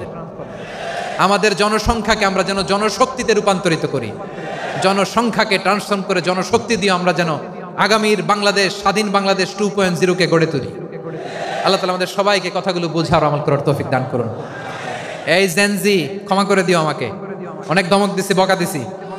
আল্লাহ তোমাদেরকে করুক, কবুল করুক, যশোরবাসীকে কবুল করুক, আদ দিনকে কবুল করুক, এই মেডিকেল কলেজকে কবুল করুক, ইসলামের জন্য বাদ ভাঙা এই জোয়ার এবং উচ্ছ্বাসকে আল্লাহ তাআলা কবুল করুক। হাযা মা ইনদি ওয়াল ইলমু ইনদাল্লাহ আলাইহি তাওয়াক্কালতু ওয়া ইলাইহি উনীব। সুবহানাকাল্লাহুম্মা ওয়া বিহামদিকা আশহাদু আল্লা ইলাহা ইল্লা আনতা আস্তাগফিরুকা ওয়া আতুবু ইলাইক। আল্লাহুম্মা আমিন। রব্বানা ظلمنا أنفسنا وإن لم تغفر لنا وترحمنا لنكونن من الخاسرين. ربنا آتنا في الدنيا حسنة وفي الآخرة حسنة وقنا عذاب النار. ও বিশাল আকাশের মালিক, বিশাল জমিনের মালিক, তোমার আকাশ বাতাসের তুলনায় আমাদের হাত দুইটা বড় ছোট্ট রে আল্লাহ। ছোট দুটি হাত পেতে বুক ভরা আশা নিয়ে তোমার শাহী দরবারে চেয়ে রইলাম। আমাদের জিন্দেগির গুনাহ খাতা তুমি মাফ করে দাও। আমাদের আব্বা আম্মা, দাদা দাদি, আত্মীয় স্বজন সবার গুনাহ খাতা তুমি মাফ করে দাও। আমাদের যত